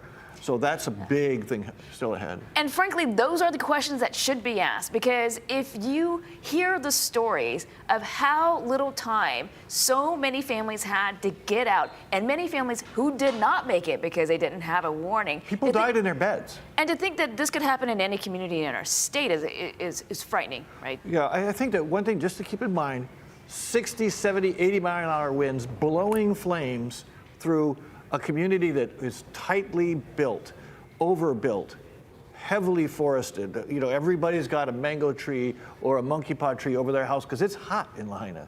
So you've got this huge amount of fuel, probably more fuel there than they had in the grassland where the fire started. There was no way that that fire was going to slow down enough to get people who were already in their homes out. They got trapped. So, you know, these are the questions, you're right, have to be asked, but given the tools that people had at the moment. But to have no warning, Daryl, in this day and age of cell phones, and cell phones were down, the power was down. I understand, but it's still, there are a lot of questions that we got to get answered. That was what was extremely frustrating, being on the ground in Lahaina, not in Lahaina, I'm sorry, in Wailuku and Kahului that day, trying to get answers. It was so frustrating. Even the second day, we couldn't get to the mayor. He would not talk to us. I literally rapped on his door on his car once to get him to pay attention to us. And he didn't seem to think that involving the public and the media in responding was something to do. And so, yes, that added the frustration. But until we hear the answers, we're not going to know what the options were for these folks. We did want to make a note that earlier when we saw the kupuna giving the gift to President Biden, the First Lady, and we lost the signal that was actually on purpose because we were told that this was in accordance with community wishes. That's from the White House, and that's why the rest of the ceremony was off record and we couldn't watch it. That's right. They were beginning an oli, and that is something that is very sacred for many people. We do know that Kamana'opono Crab was there. Also, Archie Kalepa was there. He is a 9th generation from Lahaina. Archie Kalepa, Hokulea captain, almost lost his house. The flames came very close, and in turning that immediately, he has turned his house in the Lahaina Homesteads area. This is Hawaiian Homesteads area. He has turned it into a hub for the community where people have stayed and picked up goods. It's unbelievable to see Archie talking about the burn line, how it's on one side and then it just stops right by his house. And then for him to turn around and to be just that hub for the community is really great to see. And we saw the Hikianalia, that's the sister canoe of the Hokulea, sailing into Ma'alaya early on, delivering about 15 truckloads of goods and supplies. And those very important Starlinks, that was an important communication because people had lost all internet, all cell phones, so that communication is so important. All right, we have watched the President and the First Lady walk through Lahaina. We do know that they were on their way to go speak with community members, more victims of the fire, people who have lost family members as well. And that's where we find Keahi Tucker. He's live at the Lahaina Civic Center with more. Keahi? Aloha, you guys. Listening to your conversation about the night of the fire really takes me back. Daryl described it as the perfect storm. Adding to that, you know, one way out of town in either direction, and people just funneled into the ocean the way they were with the winds and fire coming from the Mauka side to Makai. Awful and horrific when you think about what they dealt with there on the ground. And I'll share my experience from that night because I was at the TV station working the news, and as the night began to go on, it got dark, 7, 8 o'clock. We knew there were fires on Maui, and of course we were following them. But we generally get information from the county, the government agencies, and then from people on the ground. And there was this time that went by where we stopped getting information. But we had to get information for the news, so we kept looking. We started calling people. Nobody's answering their phones. We looked on social media, and the usual sources just had kind of gone dead. But I think it was around 9 o'clock, I saw a photo of this huge fire in West Maui. And it was from way far away. I think it was from a boat or something, way offshore. And I took a closer look, and I had this moment where, without any other information, I said to myself, that's a huge fire. And it looks like it's right in Lahaina. And I started looking for more pictures online and searching up all the social media sites. And one by one, little photos like that started coming in. And it began to dawn on me, this is a really big deal. This is more than your average brush fire, which we've been dealing with, more than a couple of homes. By the time we got just before the 10 o'clock news, our crew, we all said, hey, our newscast is out the window. We need to go on and just wing it. It's live. I had called probably 24 different businesses and homes in Lahaina that I could find their phone numbers for and didn't get a single person to answer. And I am just wondering, what is going on here? How do I interpret this with nobody in Lahaina being able to confirm what I'm seeing in these photos, which is a giant fire? And if you're with us that night, you may recall we sort of, it evolved. Our awareness of what was happening evolved through the night. We stayed on till past 1 in the morning. And as the hours went by, it dawned on us that this is a bigger and bigger tragedy and that this was an historic moment for us. And in fact, that sense of scope has just grown in the 13 days since then. Okay. That's my experience from that night. And that brings us up to right now. If you want to come back to me here at the Lahaina Civic Center, I want to just give you a look around. From where we are looking down to the main checkpoint area. You see a Hawaiian flag there. There were a lot more earlier. I've been told those aren't actually activists down there at the road. They're just regular folks with signs. They wanted to communicate to the president and the other leaders that we need help. Make your promises come true. Please help us. So not protesting anything, just really trying to be heard. Walking around here, we have a few Maui police officers and a few Secret Service guys standing by. I'll bring you this way. This road was lined up with cars and buses for the past couple of hours, but I think they're all inside now waiting for the president. If we look up this street, there were actually a few, maybe 20 or so people who came down on their own hoping to just get in, and actually they accommodated them. They got their information, they verified them, and they let them into the building. So I think they're going to be inside now with the crowd. Just for where we are here, take a look. Way in the distance, you see the hotel popping up there over the hill. That's the beginning of Ka'anapali. Not far from here down the coast, there's a place called Turtle Rock. And so the fire came up to just the edge of this property. The tennis courts, other side of the tennis courts, that neighborhood there are burn zones, a few houses burned in that neighborhood, all the way to a place called Wahikuli Park, which is a block away from here. So we're on the edge of it. There were people evacuated to this shelter the night of the fire, and then around midnight they actually sent them up the road to Maui Preparatory Academy because the flames were getting so close and it was still out of control. Nobody knew what was going to happen. Thank goodness it stopped right there. One thing I've been watching all day, is it going to rain on us? Let's get our best shot of the Mauka areas above Lahaina. You can see it's misty up there, some tall pines, probably nice and cool up there. I'm hoping some of that mist makes the way down here, because we could sure use it. It's practically chilly in Lahaina here at low 80s, mid 80s, but it's still pretty darn hot. And you saw the president, first lady, and all the others standing out there during the news conference in the hot sun. I'll share with you this last thought I had. I had a moment where they're asking us to move back. Excuse us, to the curb, Peter. Maybe somebody's coming through. Let's turn it around just in case. Let's see who's coming through. Just some lights and sirens. I don't know, maybe the advance team. I was watching that news conference along with everybody else, and there you go. There they go. We'll let you know if the motorcade actually makes it this far. Well, if we lose reception, I was watching everybody at the sign, right? I was watching everybody at the news conference. It looked really hot, and I was thinking to myself, golly, I can't imagine standing there in the hot sun for that long. I love sunscreen on my own face, and I was feeling for them.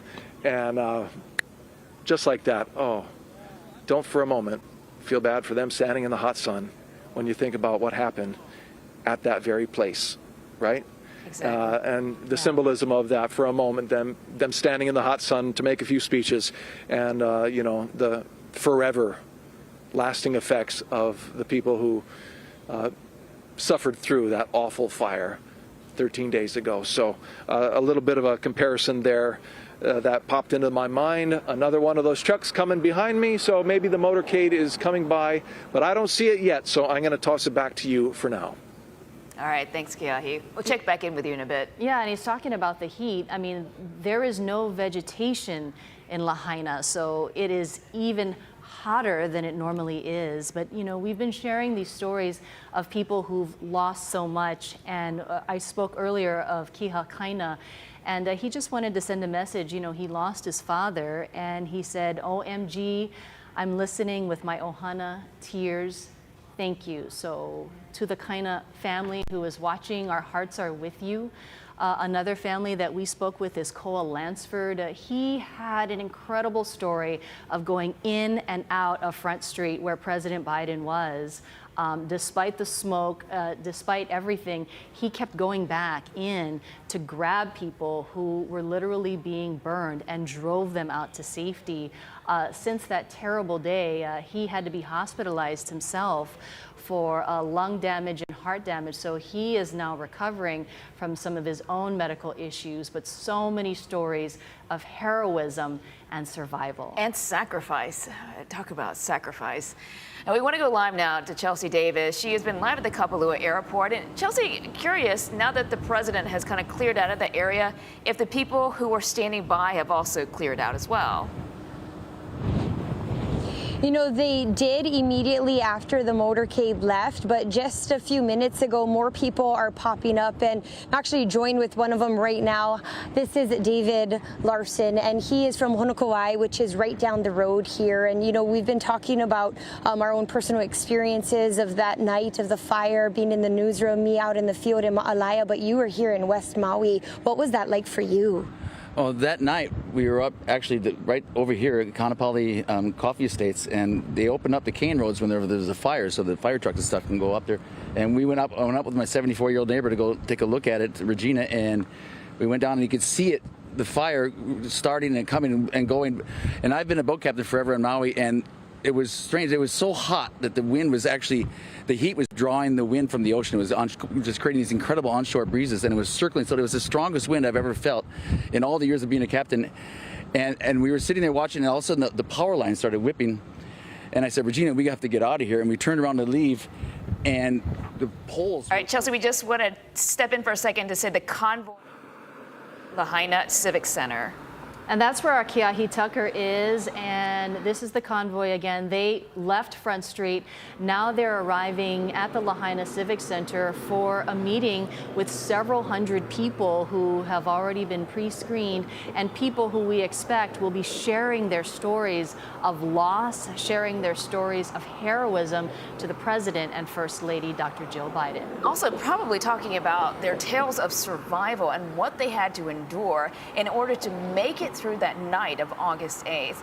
Now, throughout the day, our shot has gone down repeatedly, supposedly from some sort of jamming system, but for once, we are actually able to see the motorcade go through live as the President and the First Lady make their way to this community meeting. Keahi, well, we still have you. Crossing fingers it's not jammed. What can you tell us? Hi, guys. Yeah, I'm as surprised as anybody that they actually came our way. I was guessing all day long they'd go the other way, which is where they aren't allowing the public or our crews, but they just went right in front of us. The President was in the third black SUV. He waved. I waved back. And we're talking about 20 plus vehicles in this convoy. And so he should be getting out any moment now at the entrance to the Lahaina Civic Center, and I do believe the White House pool camera will pick up the shot from there. I can't see it just yet, but as soon as they take it, let's just listen to that and see if we can be a fly on the wall in the Lahaina Civic Center. They wouldn't allow our camera in there because it's just too much, but they will have a visual at some point, I'm told. And so here you see the convoy motorcade parking, and in fact I think we're looking at the White House press pool getting out and marching up the road, and everybody slowly making their way in there. Not sure how it works, if they wait for everybody to get into position first and then the President might get out. I would imagine he makes the grand entrance afterwards, but here you can see all of our Maui police officers reporting for duty along the road here. Kind of funny to me that the motorcade just slipped on by when there were hardly anybody out here. And Keahi, but there you go. We are also seeing other live pictures of the press pool literally walking. So we have several views now of the motorcade and of this press pool. It's the press pool walking, we assume, to the Civic Center to set up for this meeting. The press pool that travels around the world with the President in order to cover the different affairs. And always easy to spot the press because of all the gear that they're carrying. But we expect them to be setting up soon inside the Civic Center to try to hear some of what the community wants to share, because it is rare for them to have the ear of the President, and I'm sure there are a lot of messages that they would like to share with him and the First Lady about what they need, what they have been through, and what the path forward should be. And Keahi, one thing that I wanted to know, there were hundreds of people going there for that meeting. Were you able to talk to any of them, or are they just focused, most importantly, to get screened, to get into that meeting?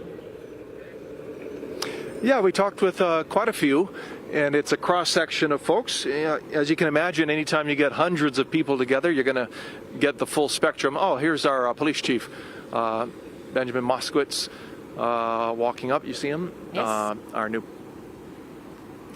Hawaii County police chief, pardon me.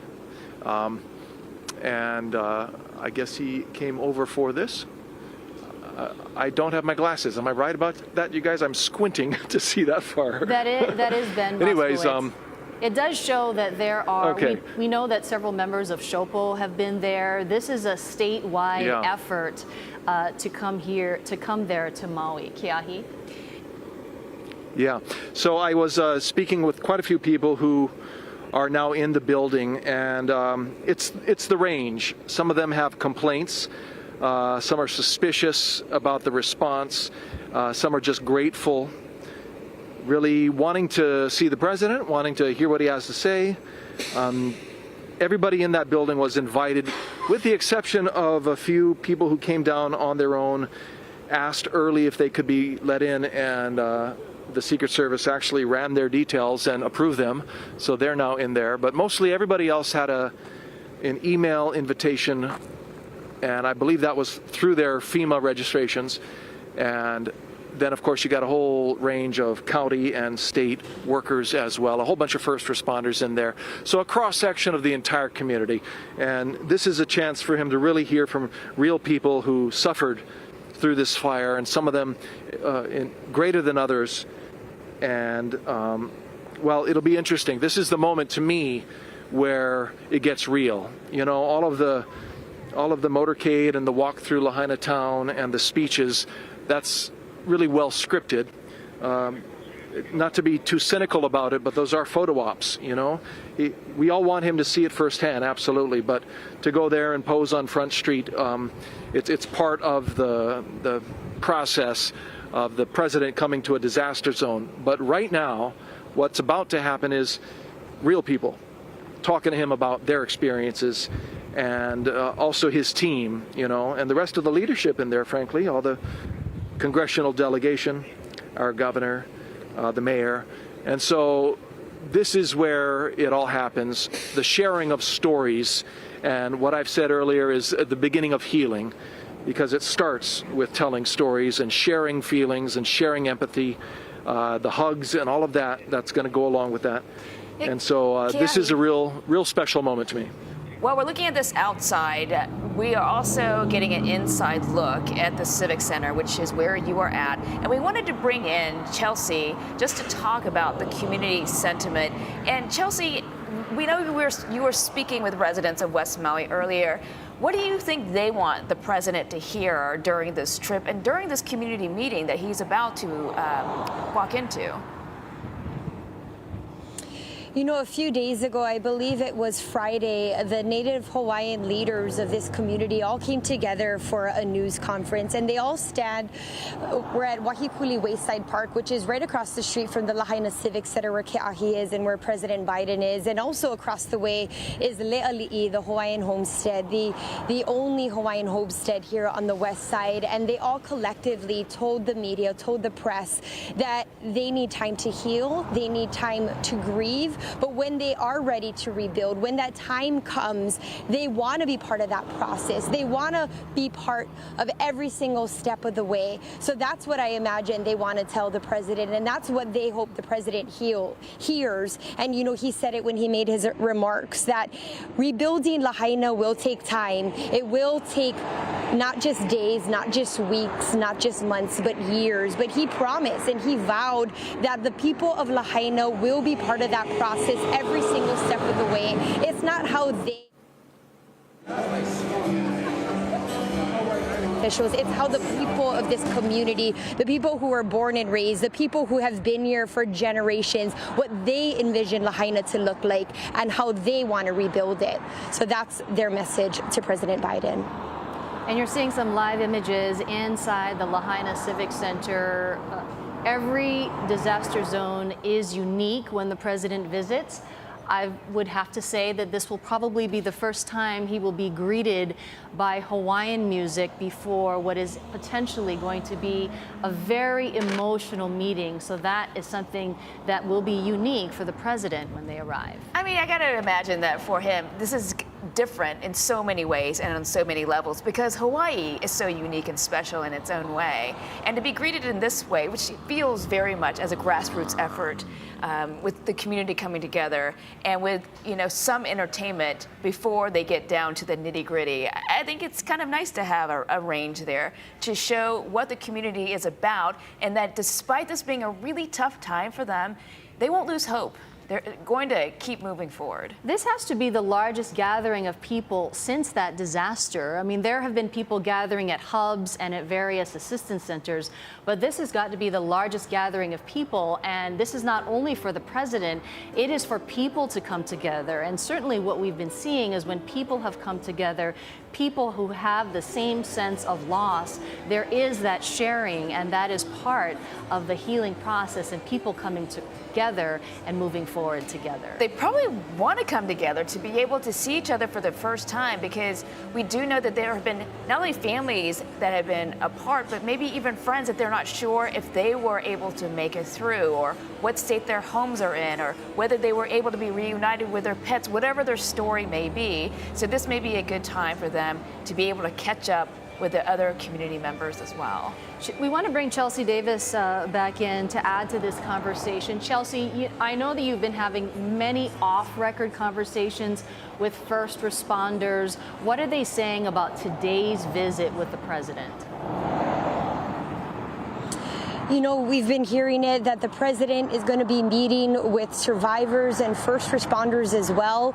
I spoke with Chief yesterday and mentioned a lot of people off record and who risked their lives. Many of them were trapped in the fire themselves, and they had to go back in to save their brothers and sisters. And a lot of them felt that they weren't going to make it. A lot of them felt that, you know, we're in this together. Even we may have to all die together or we live together. And it was really that no one gets left behind mentality and no one gets left behind training. And that's the only reason why they made it out. And so I do know that President Biden is going to be meeting with a bunch of first responders to thank them for their courage and for their bravery. And I really hope that they have that opportunity to express their feelings and their thoughts and emotions, because this is going to be a long road to recovery to everyone, and especially our first responders who's also lost so much.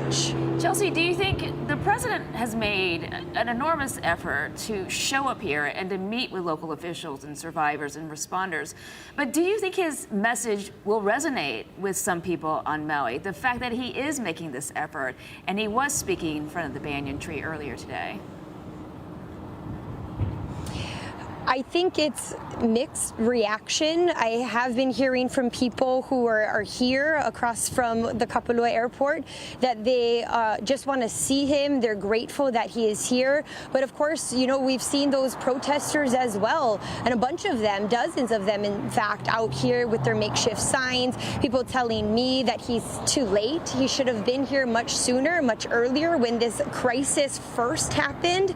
A lot of people upset that he hasn't been here from the beginning, and so they're with their signs, they're with their Hawaiian flags, upside down Hawaiian flags, which we know is a symbol and a sign of distress. So a lot of people are also frustrated and upset with him, and so I don't know the answer to that question, but I imagine it's very opposite ends of the spectrum. A lot of people are grateful and a lot of people are very upset.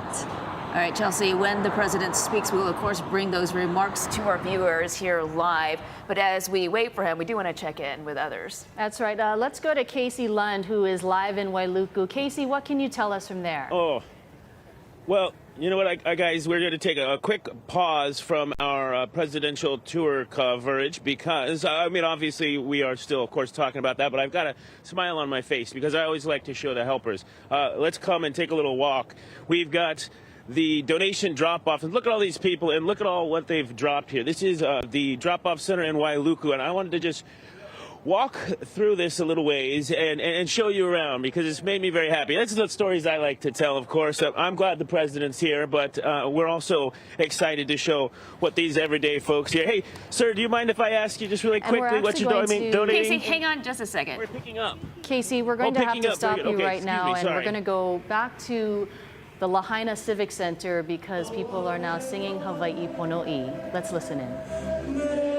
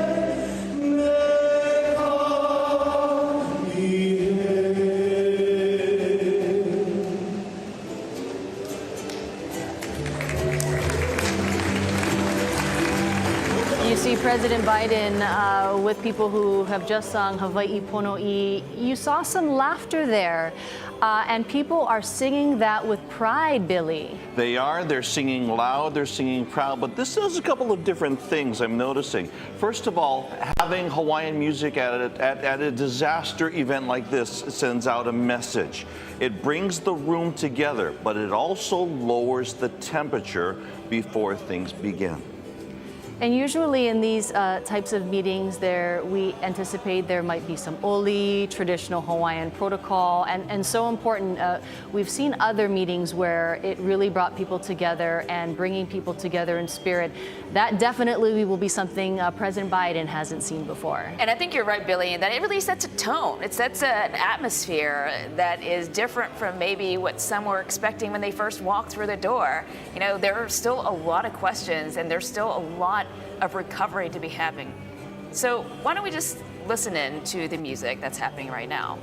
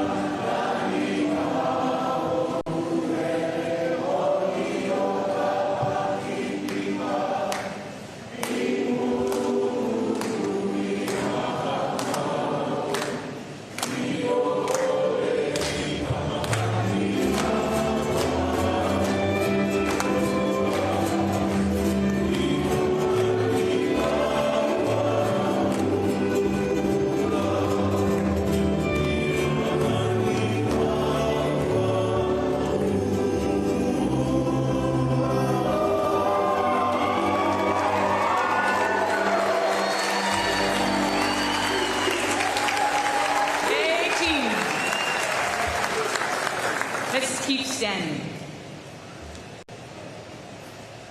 We're going to open up in a time of prayer. Go ahead and grab the hand of the person that's standing next to you. And let's pray. Heavenly Father, we just thank you for today. Heavenly Father, we thank you for the people that are in this room. We thank you for those that have given so selflessly in this time and continue to pour out your blessing over this town, over this island.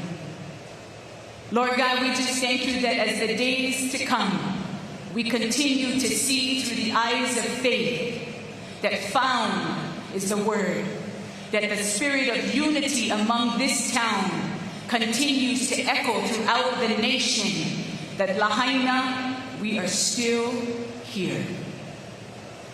We thank you that you continue to keep us in unity, for your word says that where there is unity, there is a commanded blessing. We thank you for the angels that continue to show out, that continue to come from elsewhere, that bring provision, that bring wisdom, insight, understanding. And most of all, we don't forget. We will continue to imua. We'll continue to stay together. We'll continue to teach from the place of aloha. From ashes rise beauty. And we are declaring that Lahaina, Maui, is marked for a time such as this, that you'll get all the glory. So I ask that you just wrap yourself around those that are present here, those that are still in the situation of locating family members. Your peace be with them.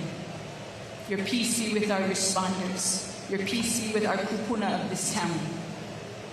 And we declare unity among our leadership. Where there is unity, there's commanded blessing.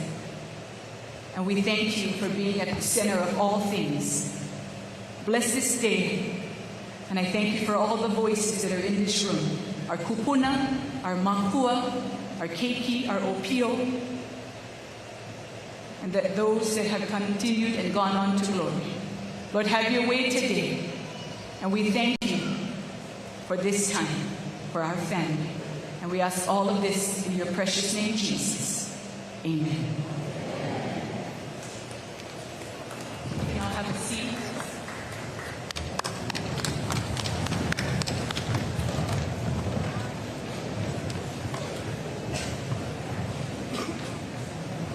At this time, we are going to welcome one of our kupuna of Lahaina. Uncle Earl Kukahiko Jr. Welcome him. Give Uncle a big hand.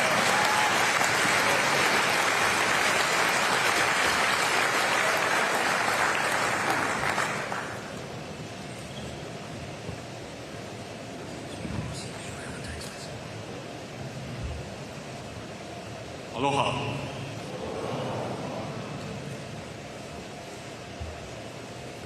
My goodness, I've been in this gym numerous times and this feeling is unbelievable.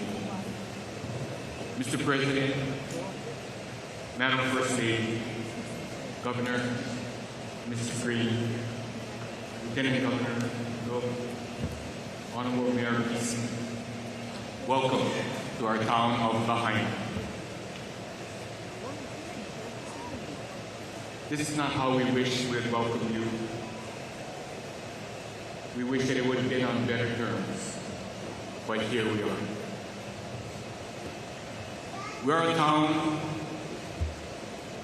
of multi-generations, multi-ethnicity.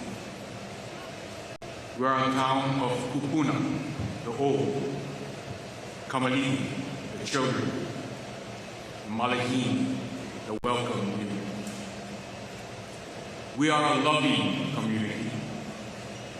We are a compassionate community.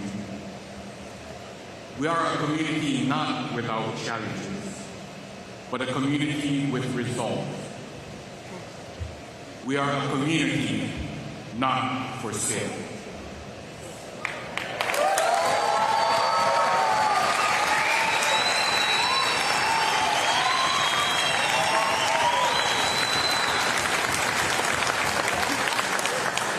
We have heard stories of heroism, many of whom are here today, wearing a uniform, teachers, businesses, business owners, regular folks, and many more who are not here, but still out there continuing to work tirelessly for the community they grew up in or a community that they call home. We have heard stories of fearlessness. Both my parents worked in the school system at Kamehameha Third School Elementary and at Lahaina High. And now 2 of my children are educators at Princess Diana. And for them to hear the name of students that have either come through or were currently attending as victims of this tragedy is so hard to accept, as well as the pain that these families must endure. Mr. President, we need your kuku. We need your help in getting our community back. We are a community that works hard for what we have. We are a community that supports and shares what we work hard for. I left my home with the clothes on my back. These clothes that I have on today were given by someone I don't even know. Like many others who left with nothing, they too were given clothes, food, and shelter by someone they may have never met before. We are a community that relies on family, on ohana, whether by blood or by friendship. But like many others, my son's home burned down. My daughter's home burned down. My home burned down. My parents of 59 years home burned to the ground. Mr. President, handouts will not last forever. Lahaina is a town not for sale.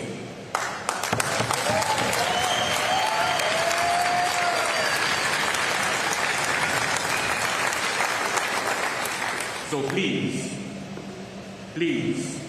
we need your expeditious kokua to rebuild our community back. I retired from this county with 33 years of service in the Highways Division, coached youth sports for over 25 years. We've asked to rebuild. Some of my suggested steps on this staff: allow families time to grieve, whether it be a loss of a loved one or a family home passed down from generation to generation. Allow families the opportunity back on their property to sift through what is left of a lifetime's worth of memories for closure, or at least for some peace of mind. During this period of pause, start assembling building supplies, materials, manpower, ready to proceed swiftly for when families are ready. Set in place bureaucratic red tape, such as codes and permits, readily available to avoid delays, long waits, and frustrations. Having these necessities in place, we're greatly assured for when the pause is resumed, the process to restart may be restored with minimal difficulty. As we absorb what we all encounter, the blame, the finger pointing will begin, if not already started.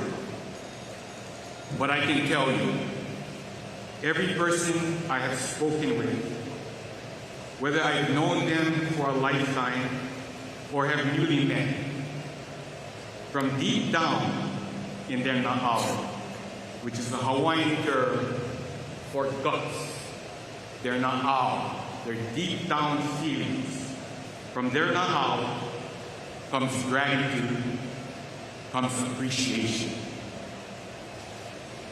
Thank you all. Mahalo and aloha.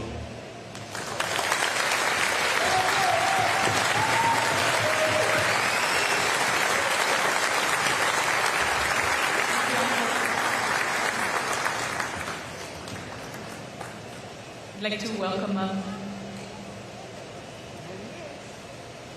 our Mayor, Rick Bissing, to the stage.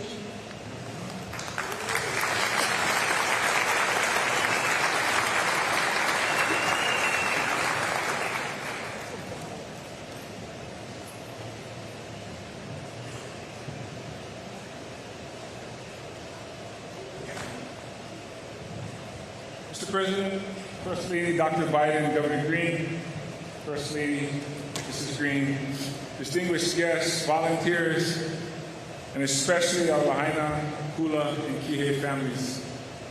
Aloha pumehana kako. Thank you, Mr. President and First Lady, for traveling here to Lahaina and engaging our community. Both President Biden and Governor Green have been exceptionally supportive and extremely swift with necessary aid and assistance. And on behalf of our grateful county, I offer our heartfelt mahalo. I stand here with you today with so much sorrow. Many cannot begin to fathom the loss, the hardship, and the heartbreak families are experiencing. Except for you, Mr. President, one who has suffered more personal loss than any individual should have to endure. Their profound sorrow and pain are immeasurable and inconsolable. In times like these, in the face of tragedy and great loss, the weight of grief cannot be comprehended. I want you all to know that as we navigate through these difficult times, no one is alone. As a community, our people and our government together will do our very best to give unyielding support. I'm grateful for all of our emergency responders who are selfless in their efforts, including the over 20 firefighters and first responders who lost their own homes and worried about their families as they battled the wildfires.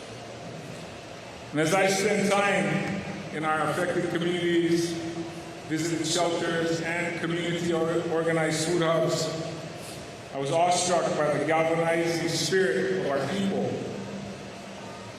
A few days ago, I stopped by the villages of Leali, just outside these doors, and at the invitation of Archie Kalepa, stayed to visit with residents who gathered together daily as a neighborhood. Every day, they check in on each other. They use a neighborhood distribution center to offer food, water, and supplies, and meet at the end of each day to get the latest news and information. This is just one of many examples of our people taking care of each other and getting done what needs to be done following a disaster.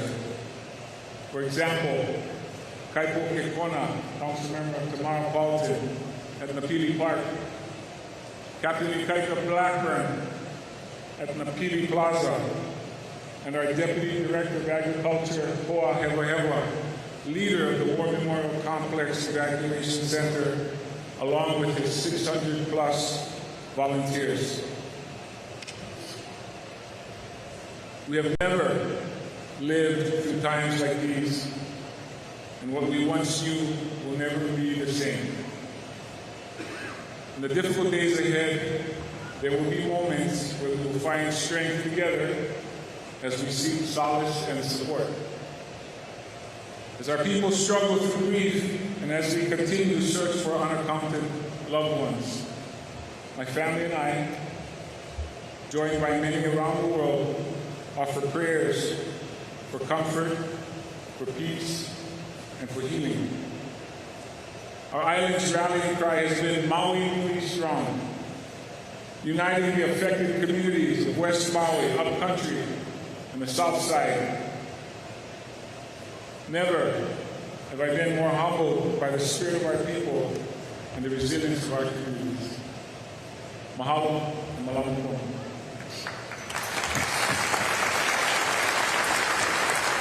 We're going to take a quick break from this meeting. We'll still stay on it, but we wanted to let you know of some breaking news in the Yokohama area.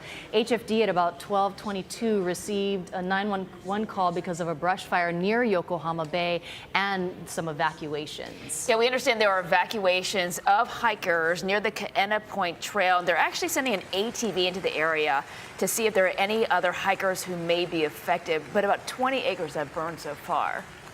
Guy, what can you tell us about the wind conditions? Well, it's generally a very breezy area because I saw pictures of the fire before it really kicked up. So definitely the winds are helping it and pushing it up slope. And what's interesting is the EMS, those guys were so good. They went in, got the 6 hikers, and then they pointed them out to sea and they rescued them there. Now let's go back to the desk. Yeah, we want to go back to President Biden now. Down to speak today. Reminded of a phrase that I have a tradition in my house. Because we're always so busy over the last 25 years, whenever my daughter or my sons, when they were both alive, wanted to leave me a message, they'd tape it on my mirror where I shave. And I was having a particularly tough time at one point years ago, and my daughter taped on my mirror a quote from Kierkegaard. He said, "Faith sees best in the dark. Faith sees best in the dark. When things look the most bleak, that's when we need faith. Faith in our family, faith in ourselves, and faith in our God." And I've seen just in the several hours I've been here so far, remarkable resiliency, such an incredibly good people. Jill and I are here to grieve with you, but also we want you to know the entire country is here for you. That's not hyperbole. We mean that. The entire country is here for you. We just surveyed the damage. I want you to know, whatever it takes, as long as it takes. I look at your congressmen and senators and governor and lieutenant governor. We're going to get it done for you. But get it done the way you want it done. Not get it done somebody else's way. No, I mean it. I don't want to compare difficulties, but we have a little sense, Jill and I, what it's like to lose a home. Years ago, now 15 years ago, I was in Washington doing Meet the Press. It was a sunny Sunday, and lightning struck at home on a little lake. It's outside of our home, not a lake, a big pond, and hit a wire and came up underneath our home into the heating ducts, the air conditioning duct. To make a long story short, I almost lost my wife, my 67 Corvette, and my cat. But all kidding aside, I watched the firefighters, the way they responded. You know, there's an old expression. I grew up right across the street from a fire hall in Claymont, Delaware. And the expression is, God made man, Then he made a few firefighters. You're all crazy, thank God. The only people who run into flames to help other people. And they ran into flames to save my wife and save my family. Not a joke. The smoke, and the firefighters here can tell you, sometimes smoke is so thick from the windows out, it was that thick inside the home. And we were insured. We did not have any problem.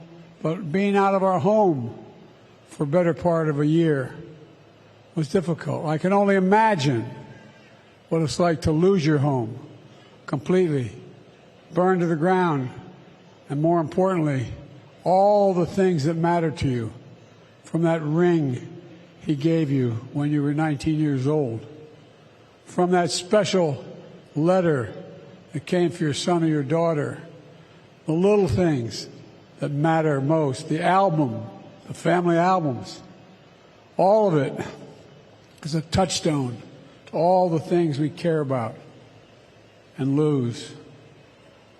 And many of you have lost more than just that.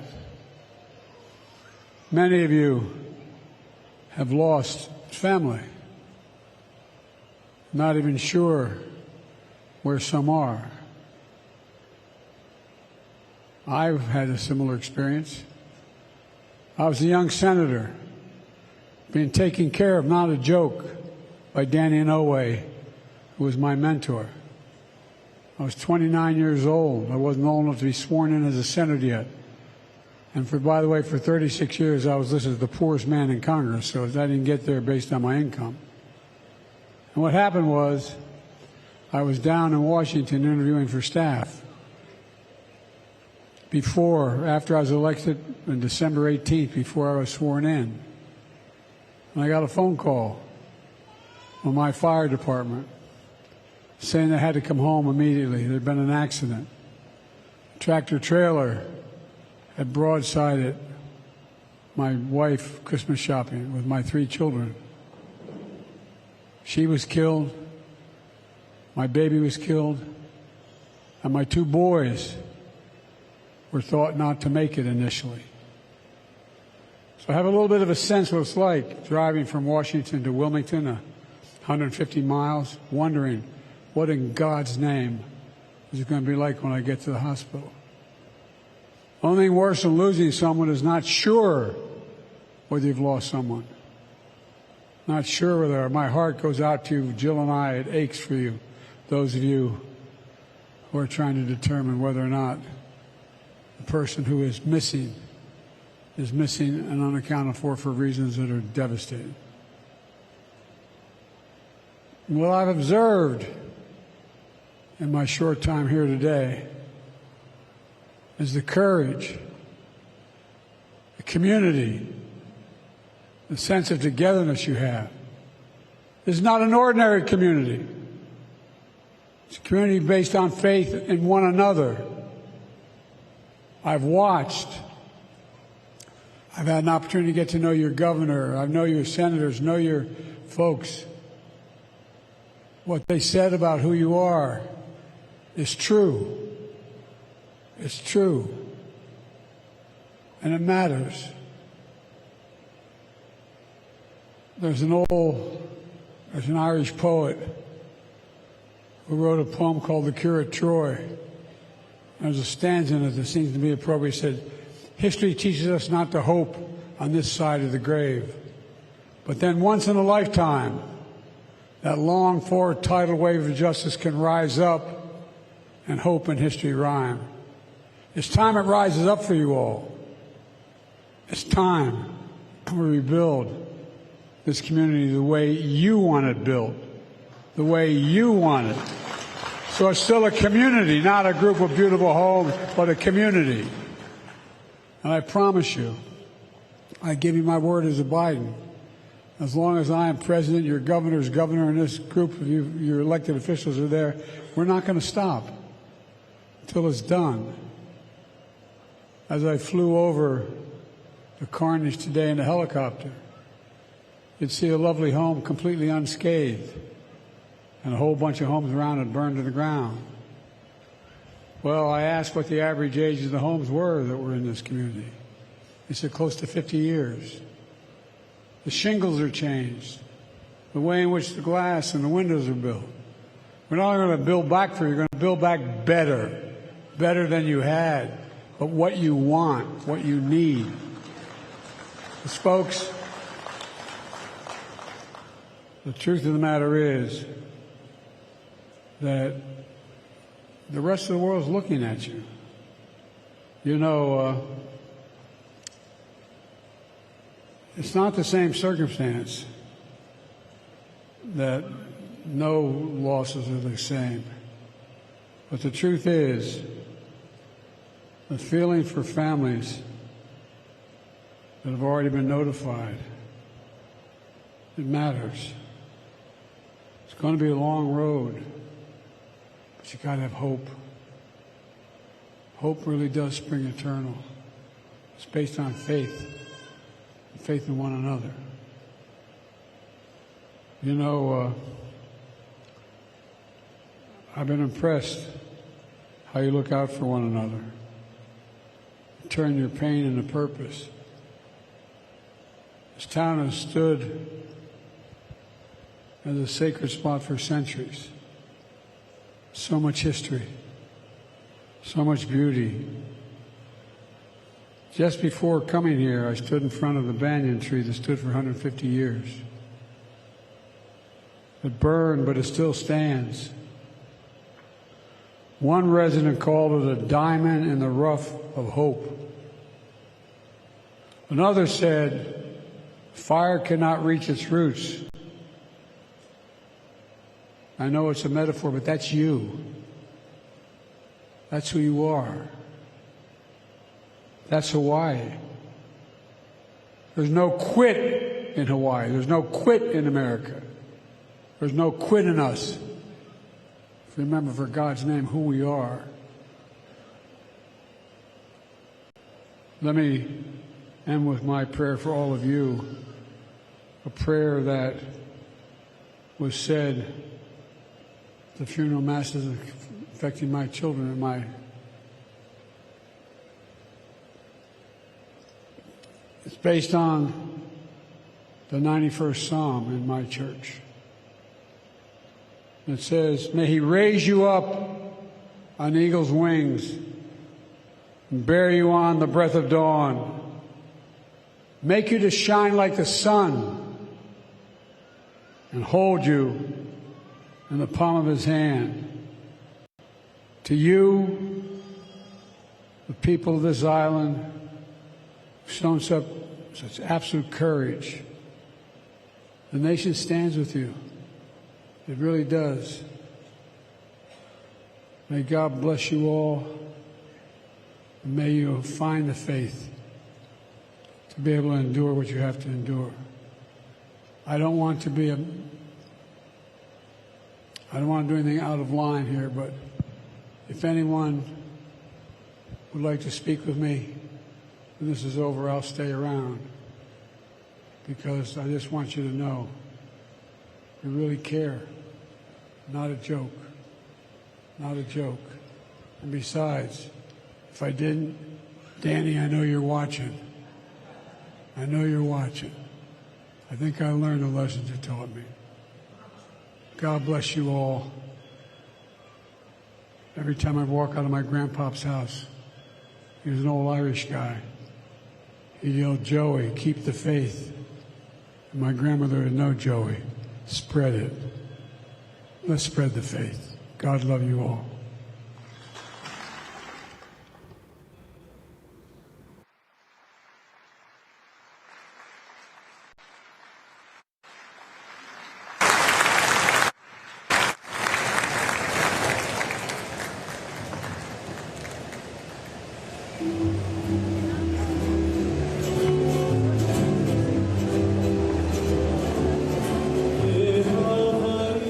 President Biden just delivered his remarks, and we wanted to mention the woman right next to him is Auntie Makalapua Kanuha. She is a cultural advisor being greeted by many people as the president, just delivered his remarks saying that the people of Maui have turned their pain into purpose. Mahia, what about for the entertainment on stage? I believe you know the gentleman up there. Well, there are so many significant people who are in the Civic Center right now. I wanted to mention Marvin Tevaga. He is the police officer who lost his home. He was on the New York Times Square billboard. He was a main singer on stage. Also, Kaika Blackburn there, the fire captain from Napili. He suffered immeasurable loss. But those main people there to help people lift their spirits with some music. Also, Earl Kukahiko, he introduced Mayor Bisson before President Biden spoke. And, you know, so important to hear President Biden's remarks. And let's listen in.